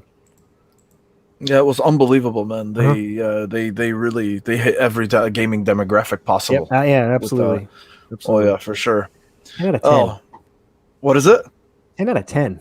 10 out You're of giving 10. it a 10 out of 10? 10 out of 10. Wow. You bot. You're giving it a 10. 11 out of 10. 11 out of 10. That's it. Pack it up. Green It's hearts. over. I love it. Ains, my boy. You saw the list. You saw the list. You went through it. You know, I know you muted us all when Halo was shown. I did. You know, absolutely, man. I don't blame you. So what stuck out to you, man? You know, what did you think of the format, and what stuck out to you? And do you feel like there's anything that 3 out of 10, maybe 3 out of 10? Fucking It's all pony. right. Yeah. I don't. Yeah, I echo everything you guys said. In my opinion, when you look at the show, you look at the 90 minutes and what they did with it. I honestly don't know, unless you're just one of those weirdos, right? I don't know how you can look at this show and think it was anything but a home run. I just don't even know how you could do that. As you already said, 30 games, 27 launching on Game Pass, which is bonkers, as Mike said. You know, you got teases for new things, you got family games, you got unexpected announcements, you got stuff that showcases the Series X and the new hardware. You know, you got everything in this show. For me, of course, Halo. We could talk about Halo for another hour. Sure. One of the things, you know, I joked on Game On Daily that I predict a lot of stuff and I get plenty wrong. Don't get me wrong. But Halo I nailed on our show yesterday because I said they need to do 2 things. I said they need to show narratively where the campaign is, and they need to reset the narrative to focus on Chief, and they did that. Fuck yeah, they did. Yeah, and it hit right. I was sitting there like getting that like flutters in my heart watching that. You know what I mean? I was like, oh my god. And then they need to show multiplayer, and they need to show the multiplayer that appeases people like Jordan and I who are going to live and breathe this game. And it did exactly that. There are like literally 15 to 20 things in that multiplayer trailer that if you're not a diehard Halo fan, you won't even notice. But for the people who are, like, as I was watching, I was like, oh shit, oh look, like, you know what I mean? I was just like, it's amazing. So they crushed it with Halo. Horizon 5 is, I've now joked, I've watched it in 4K 4 times, and I can't comprehend how good that game looks. I don't understand it. Like, I don't know how they did it the way they did it. Yeah, thank you. There you go. That's what I was trying to have you show, Mo. So, or Mike. So good on you. Because you were talking about release dates and how much stuff is coming, and they released this after the show, right? So everything you see in the middle there is coming this year to Game Pass. It's unbelievable, man. Yes, it is. It's insane. Yeah, because there's only 6 months left in the year, guys. There's 18 games sitting there. I know, man. I know. That's what I was telling you. It's and then they've already got, what is that, 15 games announced for next year? Yeah. So, so going back, Horizon in 4K. If you haven't watched that trailer, please do, because it's phenomenal.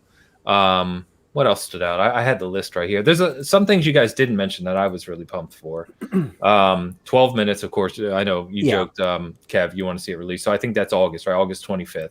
Yeah, that's sooner. That's sooner than I thought. So okay, I'm all right with that. I take it back. August 19th, actually. So 12 minutes is August 19th. Psychonauts 2 is August 25th. So 1 week you get both of them. Psychonauts 2. I am a Psychonauts original diehard. So that is a game. If you weren't in love with that in the OG Xbox or PS2 era, fans have been asking for a sequel for that for years, forever, since the game came out. It's beloved. So the fact that that's finally coming is amazing. Hades, game of the year for a lot of people last year. It's not only coming to Xbox, it's Game Pass. Don't even have to pay extra for it if you don't want. It's free. Yeah, it's free. I'm going beeline into that game whenever it releases. No doubt. I'm so intrigued with that game. So good, Mike. I've been waiting to play it. Like, I almost bought it on PC, and I'm like, E3's coming. It'll probably come to Xbox. I'll just wait. Good job, guys. Yes. I'm so pumped good. for it. Yes. Good job, guys. Feel free to die over and over again. I have it. I have it on Switch, Mike. Yeah. Did you beat it all the way? I have not. Like you have to die like a that, lot. huh? It's like that. Yes, it is. But it's incredible how they injected such an interesting story. It is through and through. But there's a story which I'm like, how the hell do you put a story in a roguelike game? And not only that, make it a really engrossing one, and it is. The SG guys like Nate and Steve like rave about it. They adore it. Really? Super Giant, man, they rock. Yeah, I like that art style. And then, I think, Mike, you mentioned it, like some of the 2D games, like Somerville, people may not have connected the dots here, but Somerville is the first game from Jump Ship. And Jump Ship is founded by one of the co-founders that did Limbo and Inside. Yes. with nice. Playtale. Oh, Okay. excellent. Okay. So this is his new studio, and people forget they teased this game 3 years ago at It was Xbox. It was so good, Okay. man. It Yeah.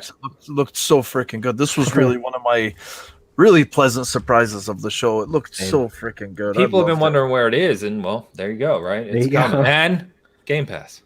Yeah, Yes. yeah, crazy. everything is landing there. So, That's amazing. Mhm. And What then, do you?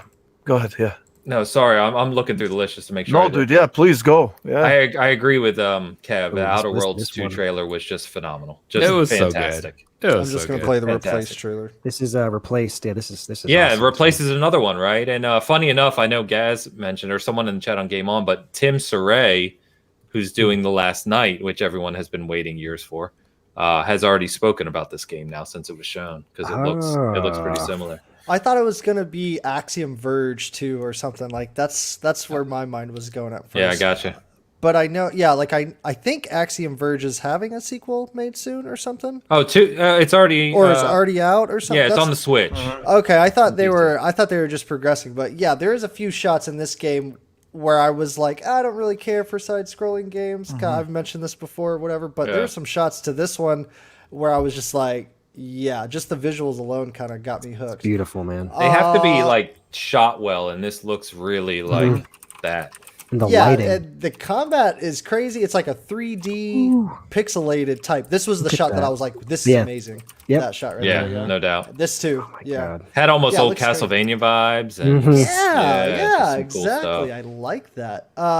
I this kind of a little off topic. I don't know if y'all played Salt and Sanctuary. Oh, but yeah. the Oh, yeah. Salt and Sacrifice. Yes. Like, yeah, dude. I was like, okay, Salt and Sanctuary looks pretty cool. I really wanted to try that game when it first came out. Oh, you haven't played it?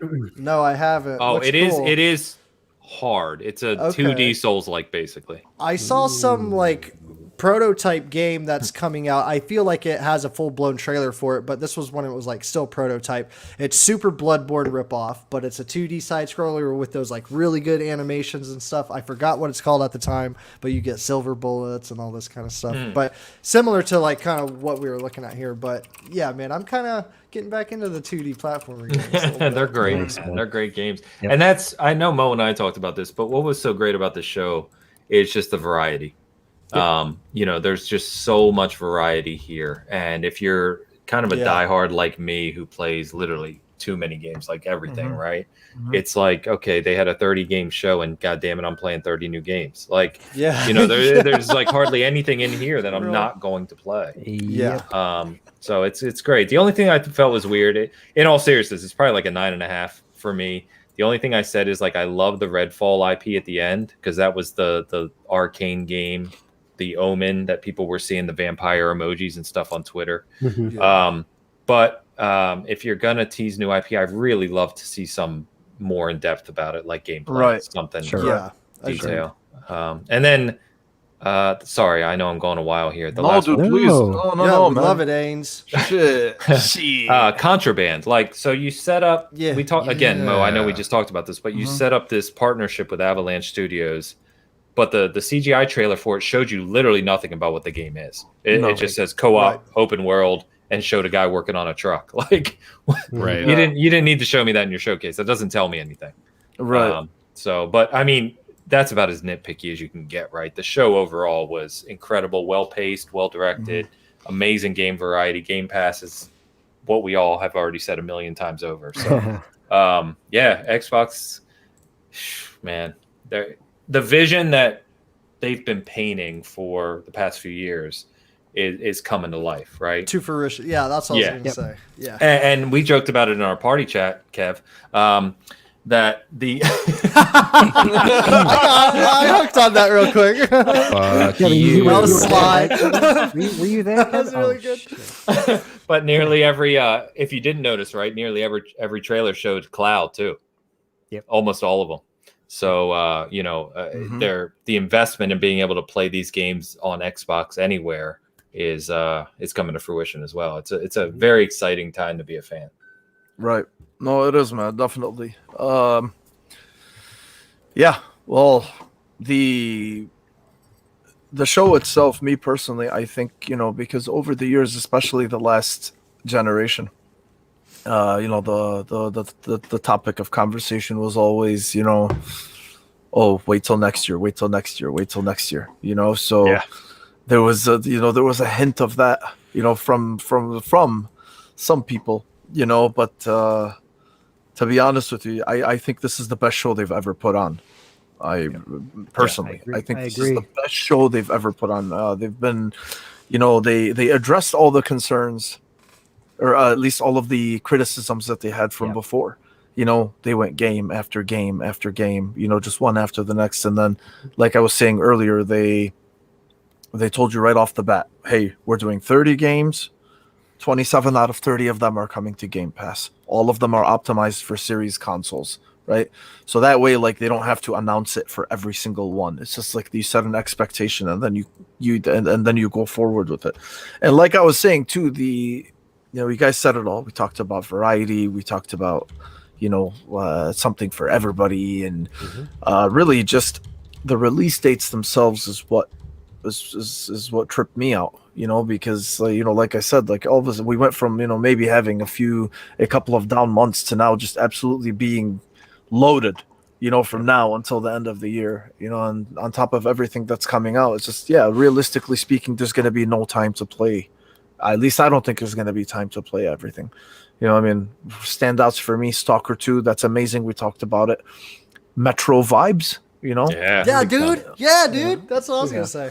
Yeah, it definitely has some Metro, and that's coming out in April. Back for Blood looks fun. Partnership with Avalanche, I agree with you, Ains, 100%. We were saying that it wasn't really a lot of people were saying, Project Typhoon, or it was going to be an acquisition, because how much I love that word.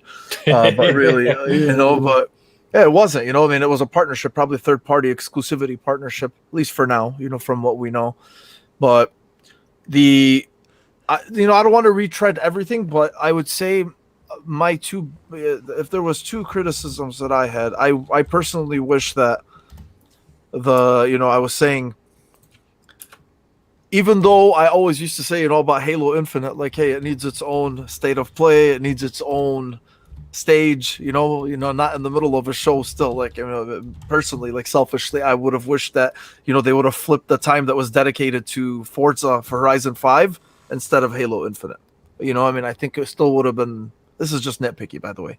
And then honestly, man, I gotta be honest too. Even Starfield itself, we got a release date, we got a trailer telling us that it's not coming for another year and a half. But they didn't really give us much in that either. So I do agree with Kevin from that perspective. Like, look, they're saying all the right things. We know Todd Howard knows that it's gonna be that it's a big deal. The game. They're spending a lot of time on it, and then there's that new engine that they're using for it, and then they talked about how it's going to include, this really heavy lore. He basically said Skyrim in space, a lot of lore, a lot of religious, I don't know what kind of religious ties they're going to do with the game, but at least like it's going to be there for sure. That was mentioned. Okay. Yeah, dude, it's unbelievable. Not to interrupt you, Mo, but with Starfield, the thing is it's a year and a half out, as you said, and they did build up the expectation that Starfield was going to be a big part of the show, and they were going to finally show it, right? If you're going to do that, show it. Yeah. You know what I mean? Like, you didn't really show it. You they just really further didn't. teased it. And the thing is too is I think they knew that, and I think that's why they gave us a release date. Yeah, probably. You're probably right. I don't know, man. I'm just guessing. Like, realistically, what was the point of giving us a release date in a year and a half for that game, right? Show us, either show gameplay, give the release date later, right? Or don't show gameplay, but like, oh shit, we've been talking about Starfield for years now, so let's just give them a release date now, just to kind of like satiate their appetites. Or even if it's not gameplay, give us the themes, right? Like, say, here's how you're going to build your character. Here's what the game's being designed around. Give us something on it, rather than just a 2-minute CGI teaser. I do wonder. It does make me wonder how the guys up on the higher levels in the studios, or like the PR people. I'm not the advertisement people. Like, how do they decide where it's like, yo, that Starfield thing was big on the internet, like maybe we should bring that in, whatever about the timing and stuff. But I would just love to hear like how they figure all that out, what they're gonna send, why they're gonna send it. Like, you know, It'd be great to be a fly on that wall. Yeah, dude, it would be, man. It really would, because like I just want to really know. It's like, I guess some of me, and I know they don't, but I guess some of me does, like, I want them to consider the fans, you know, and be like, yo, man, like, that wasn't scheduled, but look at the fire going on right here on the internet. Like, let's push that a little bit earlier, or let's do this. Like, I would just love those conversations, man, especially on that high level, dude. It would be so good, man. Just that little understanding. But at the same time, if I was them, I would like to also sit back and be like, let's have all these guys, like, let's have the fans kind of like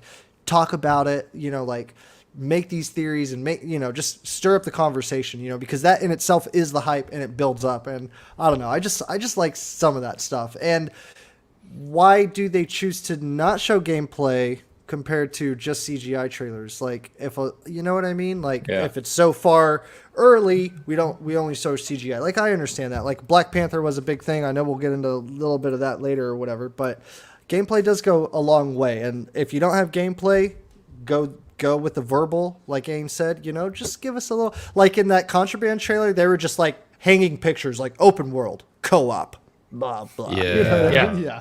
Yeah. So, okay. It's like, okay, you're one of another million games. What does that mean? Right. Oh, okay. Basic concepts. Got it. Yeah. Yeah, man. It's I was honestly, you know, in the best possible way I could say, I was overwhelmed with everything that they showed. We couldn't keep up. Yeah, we really, truly can. When was the last time we actually felt like that, right? Like, where we couldn't keep up with, because there was like, all right, motherfuckers, Xbox has no games.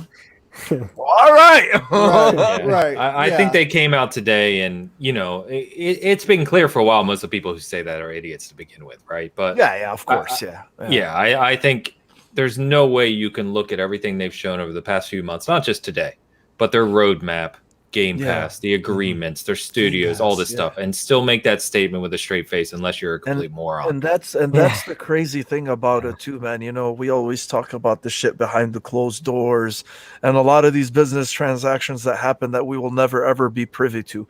Imagine how many moving parts it took to put something like this together, to make a deal with every fucking studio or every freaking third party or whatever the hell it is. Dude, you're on the phone all day, bro. It's amazing. They said they start planning it like the week after this goes live, like next week they'll start planning next year. That's nuts. Wow. They've said that before. Nuts. Yeah, they got ideas so ahead of the game, man. It's they gotta all be on it's top all of their year. shit.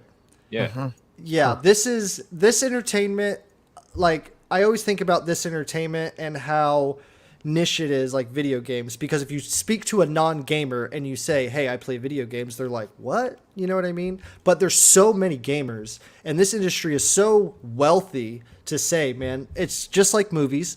Movies make multi-million dollars, you know, a year, or just like in a weekend even, you know what I mean? And games are at that level, you know, like, I just kind of want to refer to what Kojima was saying. Like, it's moving so fast that, you know, he has to reshape the way he thinks about certain things or whatever. But I'm sure that's not only him. You know, he was just like expressing that. And I'm sure a bunch of these gaming companies have to figure it out, because when does a game get stale, or when does a game mechanic get stale? That's why I was kind of asking about the Ratchet and Clank thing earlier, about like what to y'all like showed next gen and all this stuff. Like, I'm looking for that one thing where it's like, oh, you've never seen that in a game before. I feel like we got some of that for the PlayStation 4, Xbox One games, you know, like I feel like even now, because of some of these games are being both next generation and this or like PS4 generation. I know I say next generation, but last generation and this generation. You know, it's almost like they're still like tapping into some of that stuff that is going on with the PS4 and Xbox One, I guess. I'm not really sure, you know, but this to me, the entire show in itself was just like, it was the move, you know, to be like, we're back in it, boys. Because to me, because I've played on PlayStation primarily for the like majority of like probably the last 5 years or so, just got on Xbox probably within the last year, man. Like, yeah, like you get that conversation where it's like, yeah, Xbox doesn't have the exclusives and all that stuff. I did like hear them specifically say like only on Xbox, like quite a bit of times to just really hammer it home. I didn't feel like there was anything wrong with that, because it's like, you do want to kind of hammer that home. You do want the Xbox guys to kind of be happy. And I feel like this was a day just like kind of that everybody was like waiting to happen. You know what I mean? It did, man. Like You're I right. said, It yeah, delivered. dude, it was You're just right. magical. Like, and this is not like an Xbox or PlayStation thing, but it was just like, it was so magical with so many games. It's like you're watching like a really good episode of like Love, Death, and Robots. You know, it's just that like constant like tech TV.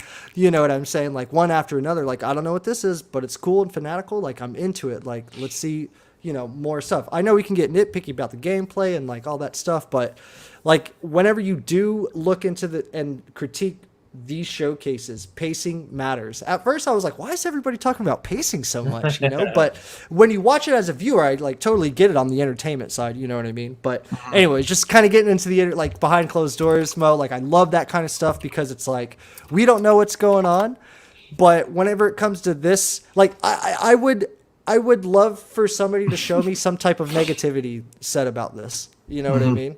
And it's just like, I would love to see it. And if I did, I would just be like, whatever, man. Yeah. Like, Yeah, that's enjoy what I mean. yourself, Like, man. there's no way any honest person that doesn't have bias can look at this show and think it wasn't anything but a home run. You just can't. Yeah. I've agreed with some of the opinions in prior Xbox shows where it's like hype gets up, hype, and you watch it and you're like, you know, all right, Yeah. it was a 6 or it was a 7, whatever. You know, it didn't really hit. Today, though, they just hit it out of the park. It is what it is. Yeah, You no, gotta they give did, them man. credit. Yeah, no, absolutely. You have to, and that's the thing, you know, we talk about all the time, dude. You know, whether you're Which was so good. I mean, they needed this. They did. needed this. Yeah, they did. And I'm happy that it panned out, and I Same. think it's as good as it could get. You know, yeah. I mean, I was actually worried. I want all these companies to succeed so that we can get more games. Yes. You know, and I Yeah. actually got some messages from some DMs from some primary PlayStation guys saying, hey, you know, they turned up. It was good. I'm excited for them, and that's what I want to see, because you know, competition is good, new games are good, and we all know that a lot of these games will either spark other games or eventually come to other platforms, or you know, it's just good all around, and everybody wins. I mean, that's what it comes down to. So I totally agree. Nobody in their right mind could say that Xbox failed today. It was Hell no. it was a Oh, win. yeah, absolutely. Final grade from everybody. 3. Kev, 3 out of 10. All right, that's exactly what I Yeah, figured. yeah. That's exactly what I figured. Yeah, I'm gonna definitely say they got a fucking A in my book, man. Yeah, Solid I'm 8. there. Yeah. I'm there too. Aside from those small little nitpicky things, like I said, overall big picture, they needed to nail it, and they did. And like I said, they learned from everything they did wrong in the past, and here we go. So Yeah. let's hope they keep this up now. And Yep, funny enough, I'd Jeff, say, I don't know if you guys saw, Jeff Keighley has a poll out about, you know, he's doing that, right? ABCD Yes. of, Sure. and he's got, last I looked, nearly 50,000 votes. And even Jeff Keighley now, who, you know, the audience he attracts, the majority right now is A. All Oh, right. that's Really? good. That's good. Yeah. See, yeah. that's good, man. That's good, because that means what is it? You said that it's over 50%. I'm actually looking right now. I've got it right here. Hold on. So it's got. Anybody, come on. you know, I in my muted him. opinion, Hold on. Oh shit! Nice. you know, It's got I think 49,600 votes, so about 50,000 votes, and nearly 50% are A, and another 31% are B. So A and That's B pretty is good. That's pretty 80% good. of the so. poll. You know what that means? Okay, so that's good. That means 80% of people who voted have a brain. You know, so that's- Yeah. Yeah, there's That's no good way it could be less than a B. It just can't. No, no, it's just it's ridiculous, you know. I mean, and again, we could talk about this for days. Yeah, You no matter who you support or what side you're on, or if you're a fucking weirdo like that, you know. I mean, it's this is good for everybody for sure. Yeah, I hate video games. Ugh. That's pretty much what you're Why, saying. bro. Yeah. Yeah, exactly. Yeah. Yeah. Speaking of less than a B, Square Enix.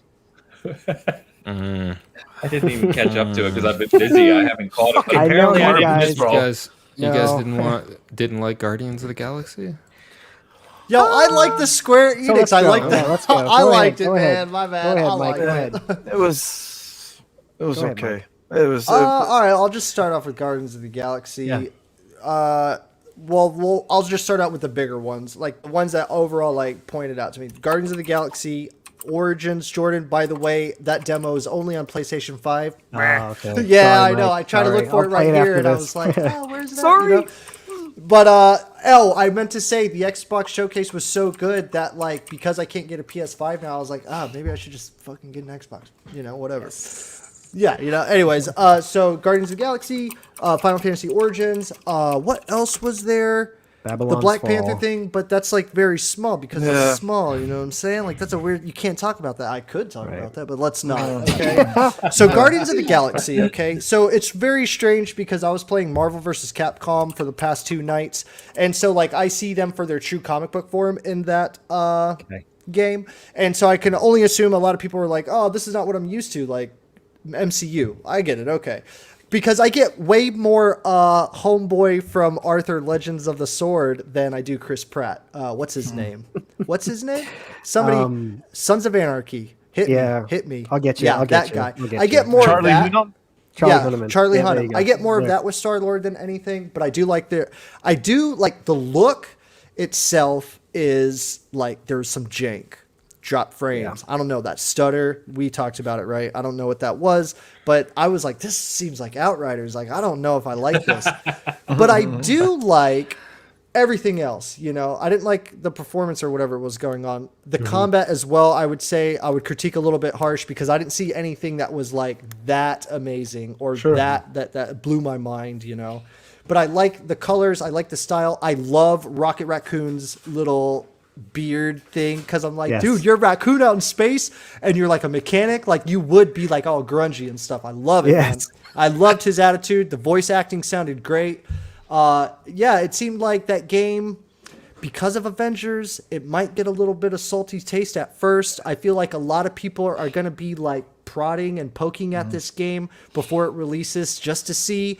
It kind of gives off like, I wonder if it was going to be a multiplayer game, but due to the Avengers like failure or whatever, they were like, let's just make, you know, I do wonder a lot about that, even though that conversation wouldn't go anywhere really because they wouldn't tell you, you know what I'm saying? So we get what we get. Hotkeys with your friends. Okay. I guess that's cool. I don't know if I really like that combat style to say, but, Final Fantasy Origins, I'm loving what that looks like. I like the Final Fantasy aesthetic. I'm not exactly what sure Final Fantasy like it's originating from or whatever, but I like that whole crystal blood and the souls like the difficulty. I am gonna like that. If it's co-op, I'll especially like that. There's a demo on the PlayStation 5 right now, which is great. Jordan, let me know how that goes. Yeah, brother, I will. And the Black Panther thing, I'll just add my little spiel on the Black Panther thing. No gameplay, man. Like that bumps me out because I was really expecting gameplay because a lot of people with Avengers right now are not in. They're not in that boat, and because of the lack of content, the lack of endgame, the lack of enemy variety, like hardcore players are getting like, fuck that, you know, they got that bad attitude, that bad taste, and Black Panther is, I feel like, the make or break for this game.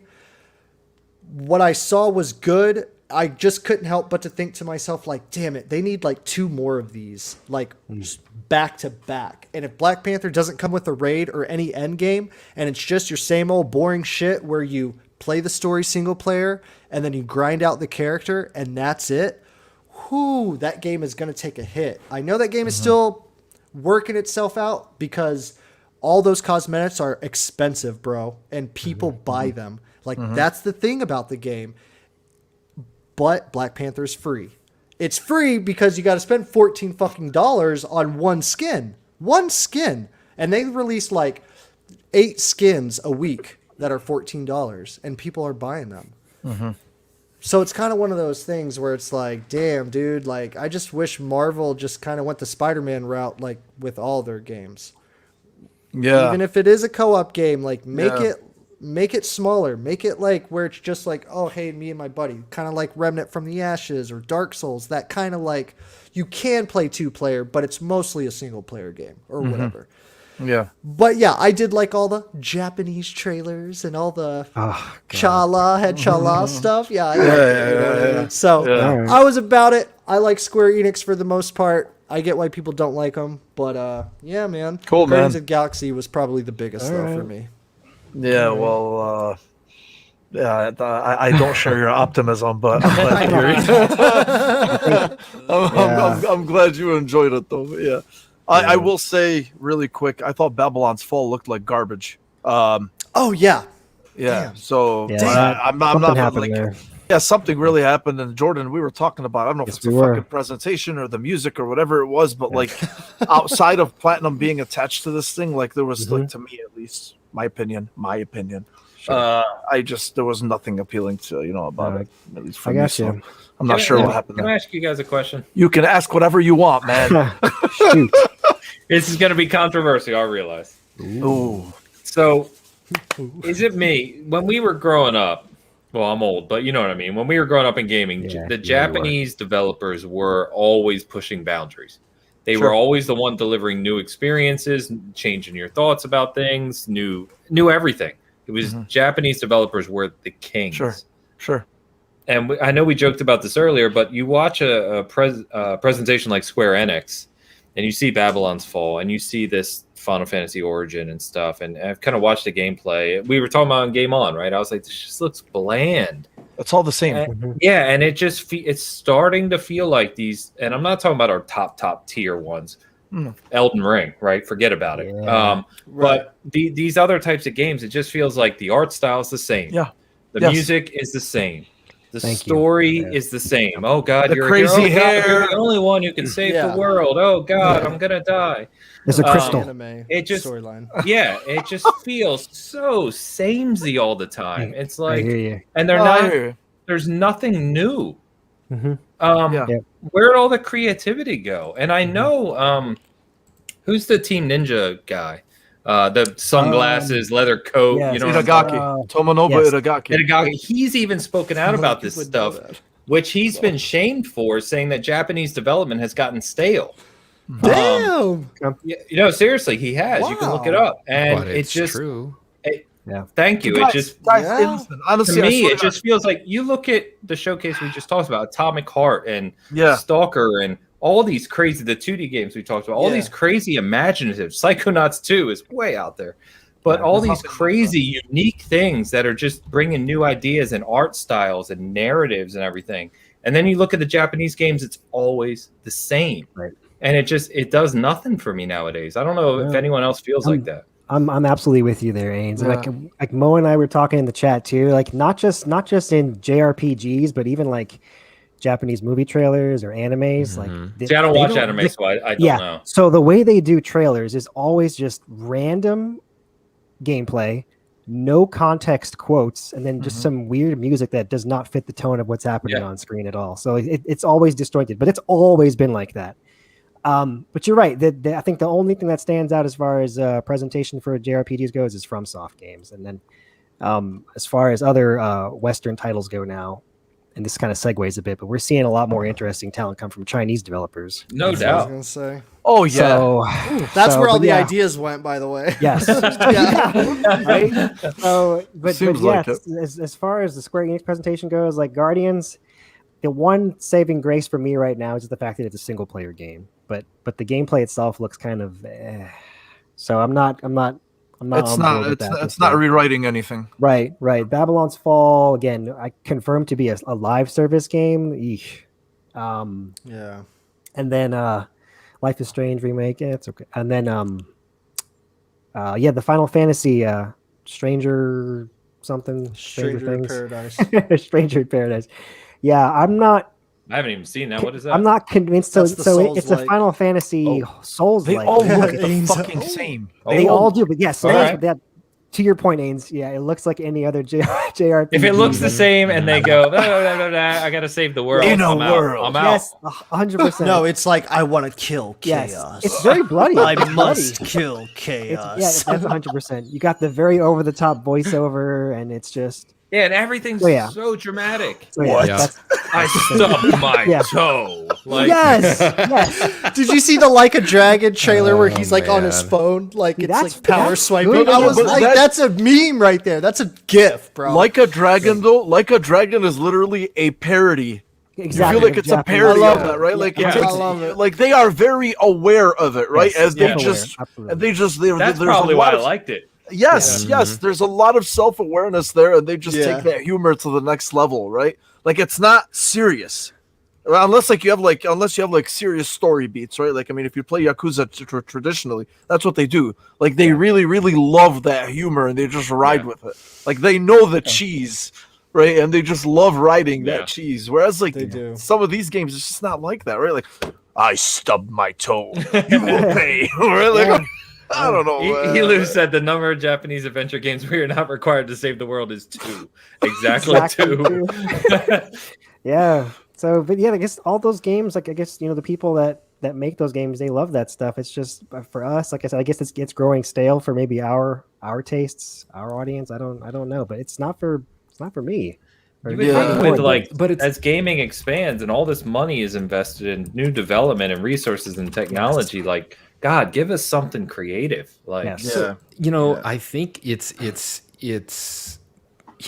the whole genre, right? And I think it's because these games started making a lot of money, and they get that formula down, and they get those color palettes down, and they get that drama down, and they just re-release the same fucking game because they make money. Yeah. And I think, it's nice to see devs and studios coming out with unique games, and that's why even when they're not my bag of, it's still good to see, because I like that they're trying something different. So those are the games that you, even if they're not great, even if they're not bestsellers, be glad that they exist. I mean, I'm not talking about ass games, but your 70s and whatnot, and your 60s and your mediums and biomutants and shit like that, because they're creative, they're different, and we don't want this all looking the same, because that genre peaked somewhere between like Final Fantasy whatever and near Automata. I mean, I don't know, like everything else is just the same shit.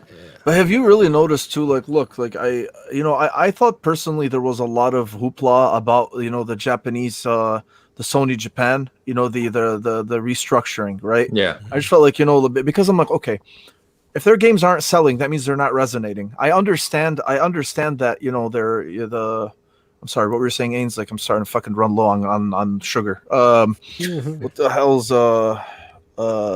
innovation? I'm sorry.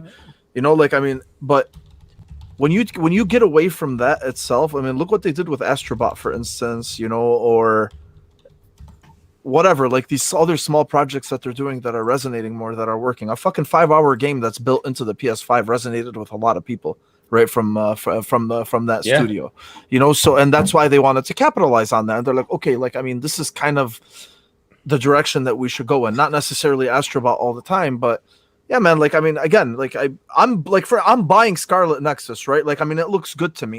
I was gonna ask. But Scarlet Nexus has enough difference in it for me to play it, right? But like Final Fantasy VII Remake, I got bored after about 30 hours, right? And so traditionally, I don't watch anime. The only anime I've ever watched is Dragon Ball Z. And Castlevania. Right? Oh, Castlevania doesn't count, but yes, I mean, yeah, but and then and just just that whole style, like it's never really resonated with me. And I'm not saying it shouldn't resonate with anybody else. It's clearly very popular, but I think the point of this conversation is it's all just starting to look the fucking same, right? I have a big sword. Yeah, like if you put Code Vein. Oh man, if you put somebody honestly who's not very familiar with these games, and if you put the entire, and this is sarcasm, if you put the entire Square Enix freaking presentation today, and you tell them, hey, do you remember which game is which? They'll be like, no. Yeah, good point. I'm being honest with you, right? Like, I mean, it's getting to the point where it's just like the names are what's different, or the names of the characters are what's different, and I'm happy for whoever freaking keeps buying this shit. Like, I mean, I'm glad that it resonates with you guys, but damn, dude, I really hope they fucking do something different. There's always a fucking winged or big sword or the whole melodramatic, like what, like just. That's a good conversation, Ains. That was good. I like that. It's a soap opera of games now. Yeah. On the other end of the spectrum, though, is it kind of the same thing? Maybe like what they see as far as like, oh, another shooter. Shooters, Yeah. yeah, maybe. Oh, so, Yes. you know, Yeah, another but- battle royale. No, but Yes. yes, that's the thing, right? But like, Oh, we yell about Call of Duty. Right, Like, come right. on, man. we Right. fucking complain about it, but people Right. still buy it. exactly.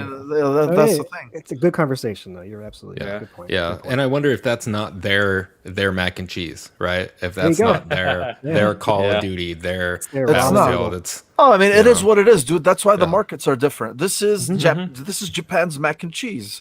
Yep. Shooters are the U.S.'s mac and cheese. It's Yeah, just you it guys is are what it is, absolutely man. Like, Japan's, Yeah. Very These are the Japan's fucking mac and markets. cheese. Oh my fucking Yeah. god, that one's going down.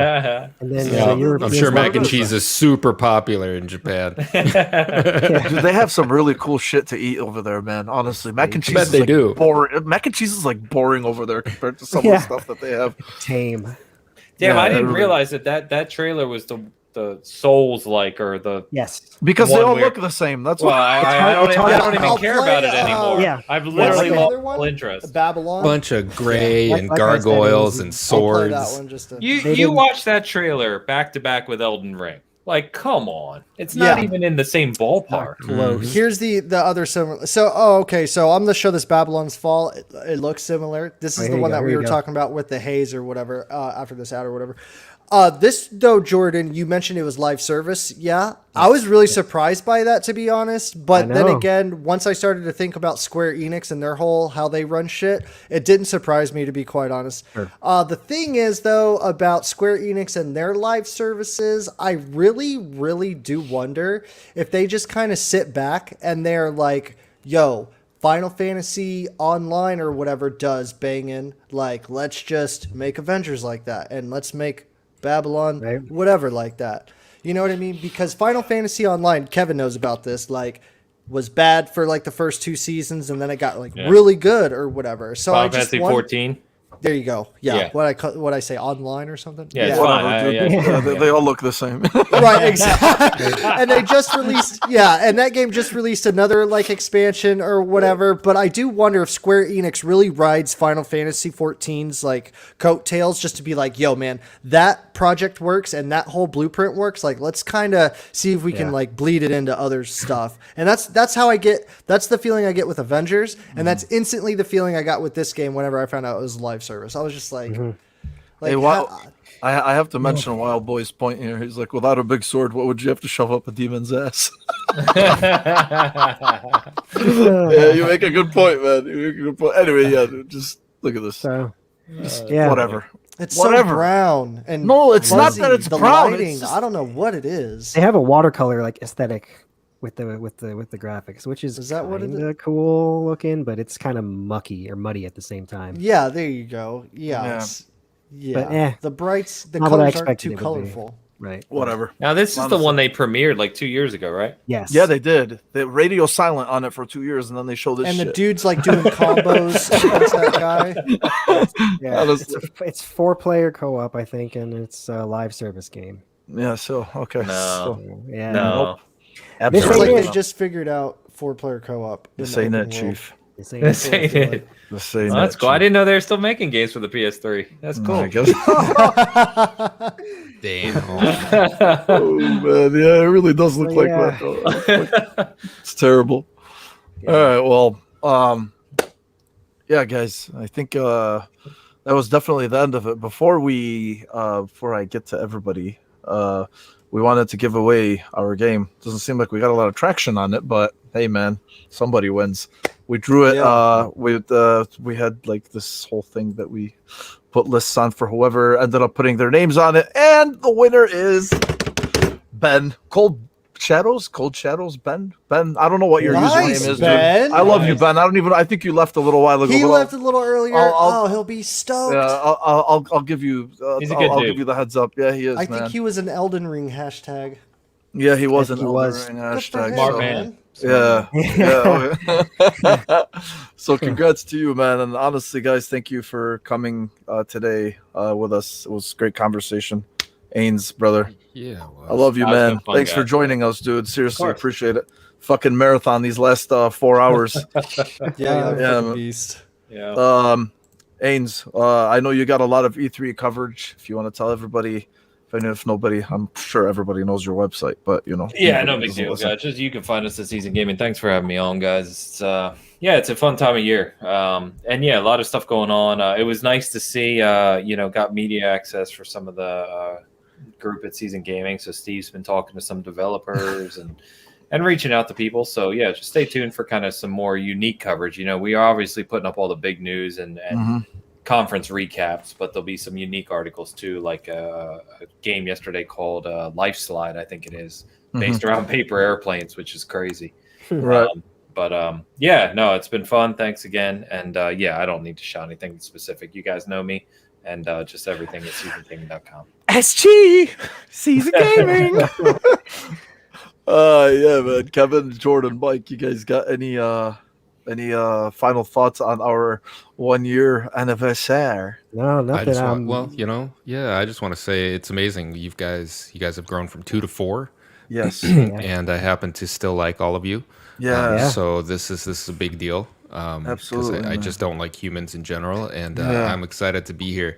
And I can't believe it's been probably 6 months for me.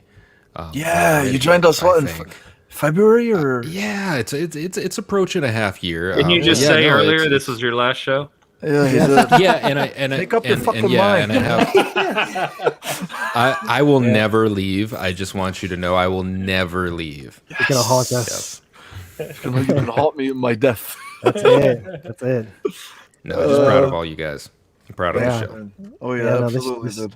This is awesome. Yeah, for those that don't know, like I was a very early listener to the Backlog Chronicles, and before I got to really know Mo and Mike, when I heard their first episode, I found out about Mo, wanting to do gaming and then eventually going into healthcare. And like right off the bat, I was like, oh my God, this dude sounds just like me. So I reached out to him, and I gave him a lot of feedback on his show, as I was like, this kind of sucks. Maybe you should do this instead. Yeah, it was just fucking garbage. And I think this is maybe 4 weeks for me now, maybe. But this is the first time I've ever done anything like this, so I really appreciate you guys, reaching out to me and bringing me on board. It's awesome. It's so much fun getting to talk about my passion with you guys.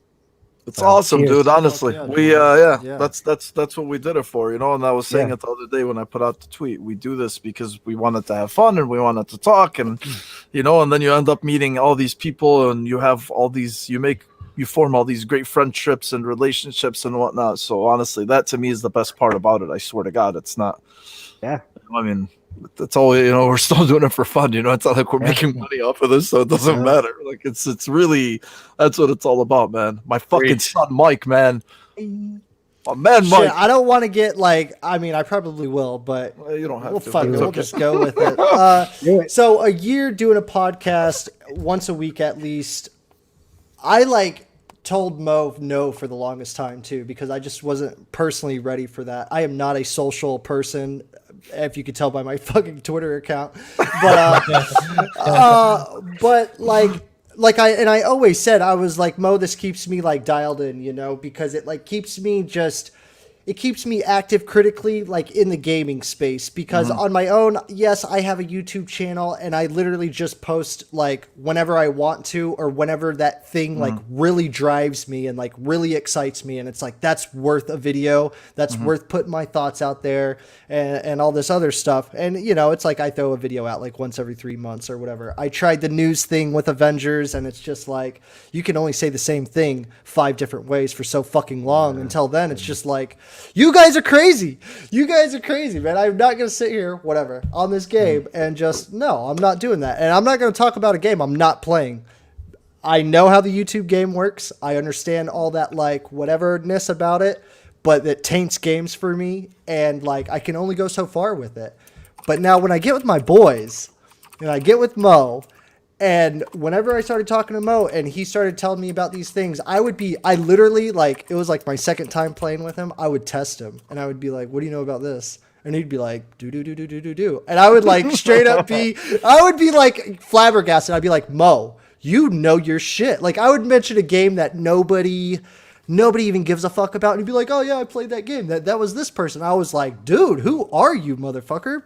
And it was good stuff. And so just right off the bat, I knew that if I was going to do it with anybody, it would be with Mo, because you don't get too many fellas. Well, I mean, he kind of opened the door into like a bunch of this social stuff for me, like meeting Ains, meeting Jordan, Kevin, like Dash, all these dudes, you know, on Twitter. It's just like I wouldn't go out of my way, like on my own to do that, you know, and Mo kind of like opened that door up for me. And it's like, I'm happy too, because Mo's on that level of just like, I'm not going to lie to you. And I'm going to fucking tell you what's up. And dude, it's hard to find people like that, man, to really like share your creativity with, to like put your ideas and like wear your heart on your sleeve, I guess, or whatever, especially when it comes to creativity. Like I remember getting down and trying to formulate ideas with Mo, and I'm just like, is this weird? This feels weird. Like, because potentially like any idea you get out, it could hit, or it could just be like, no, that's fucking stupid. You know what I mean? So it's different when you're not alone. It's different when you're just like, and you're like jiving back and forth. Like, what about this? Does this look good? Like, I don't want to hurt the guy's feelings if it doesn't look good. You know, you get all these sweet, like, Mike. yeah, dude. It's like, well, it's a team thing, man. And Stop I love team stuff, bro. And like talking about games, I don't do it like outside of here. And that's probably why I get like super long-winded with a lot of things, because it's like all held in from the week, because I can't talk to my son or my wife about it because they just don't give a shit, you know, or whatever. But yeah, dude, I love it. And like, I don't want to stop. Like whenever I made YouTube or like going into this podcast, like I never had the vision of it ever. Like I would have to die for it to, you know, stop or whatever. Like I would just have to be like completely, like my house would have to blow up, my internet would have to be like not existent. All right, You know you're what I'm good. saying? You're good. Jesus Christ, Mike. Well, I mean, shit. Is it a year anniversary or is it just Yeah, another fuck fucking yeah. episode? You know what That I'm is saying? true. Yeah, you're All right, You're then. All absolutely right, right. true. calm It's down. true. I know you don't like to get on y'all feels, but holy shit, guys. No, Oh, I no, mean, I no, didn't want get your. up in You my- can keep going. I think no, it's no, bro. beautiful, but No, I don't no, want I your think- house to blow up.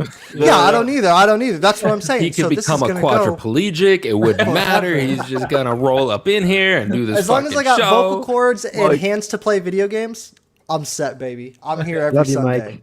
Mike, See I love next you, man. Sunday. I love you, man. I love you guys too. my man. fucking so ace, cool. bro. It really is cool, man. I'm not even Yeah. bullshitting. I know that was like super deep or whatever, but video games have always literally been part of my life. When you're humming theme songs, when you're out patrolling, or when you're just being like, oh, Dante wears his gloves like that. I want to wear my gloves like that. It's in the mind every day, every second of the day. I just love it, man. And I'm just happy I can sit here and share it with you guys. I'm happy to be the first non-filthy casual. You're the one, Mo. I'm happy to be You're the my first Neo. non-filthy casual took friend his you've ever cherry. had. Dude, for real, Mo. It's like that, Mo. I swear to God, bro. That passion was awesome, Mike. Oh yeah, man, I Thanks, appreciate man. Thanks, you. man. That's what he's all about, honestly. Yes, sir.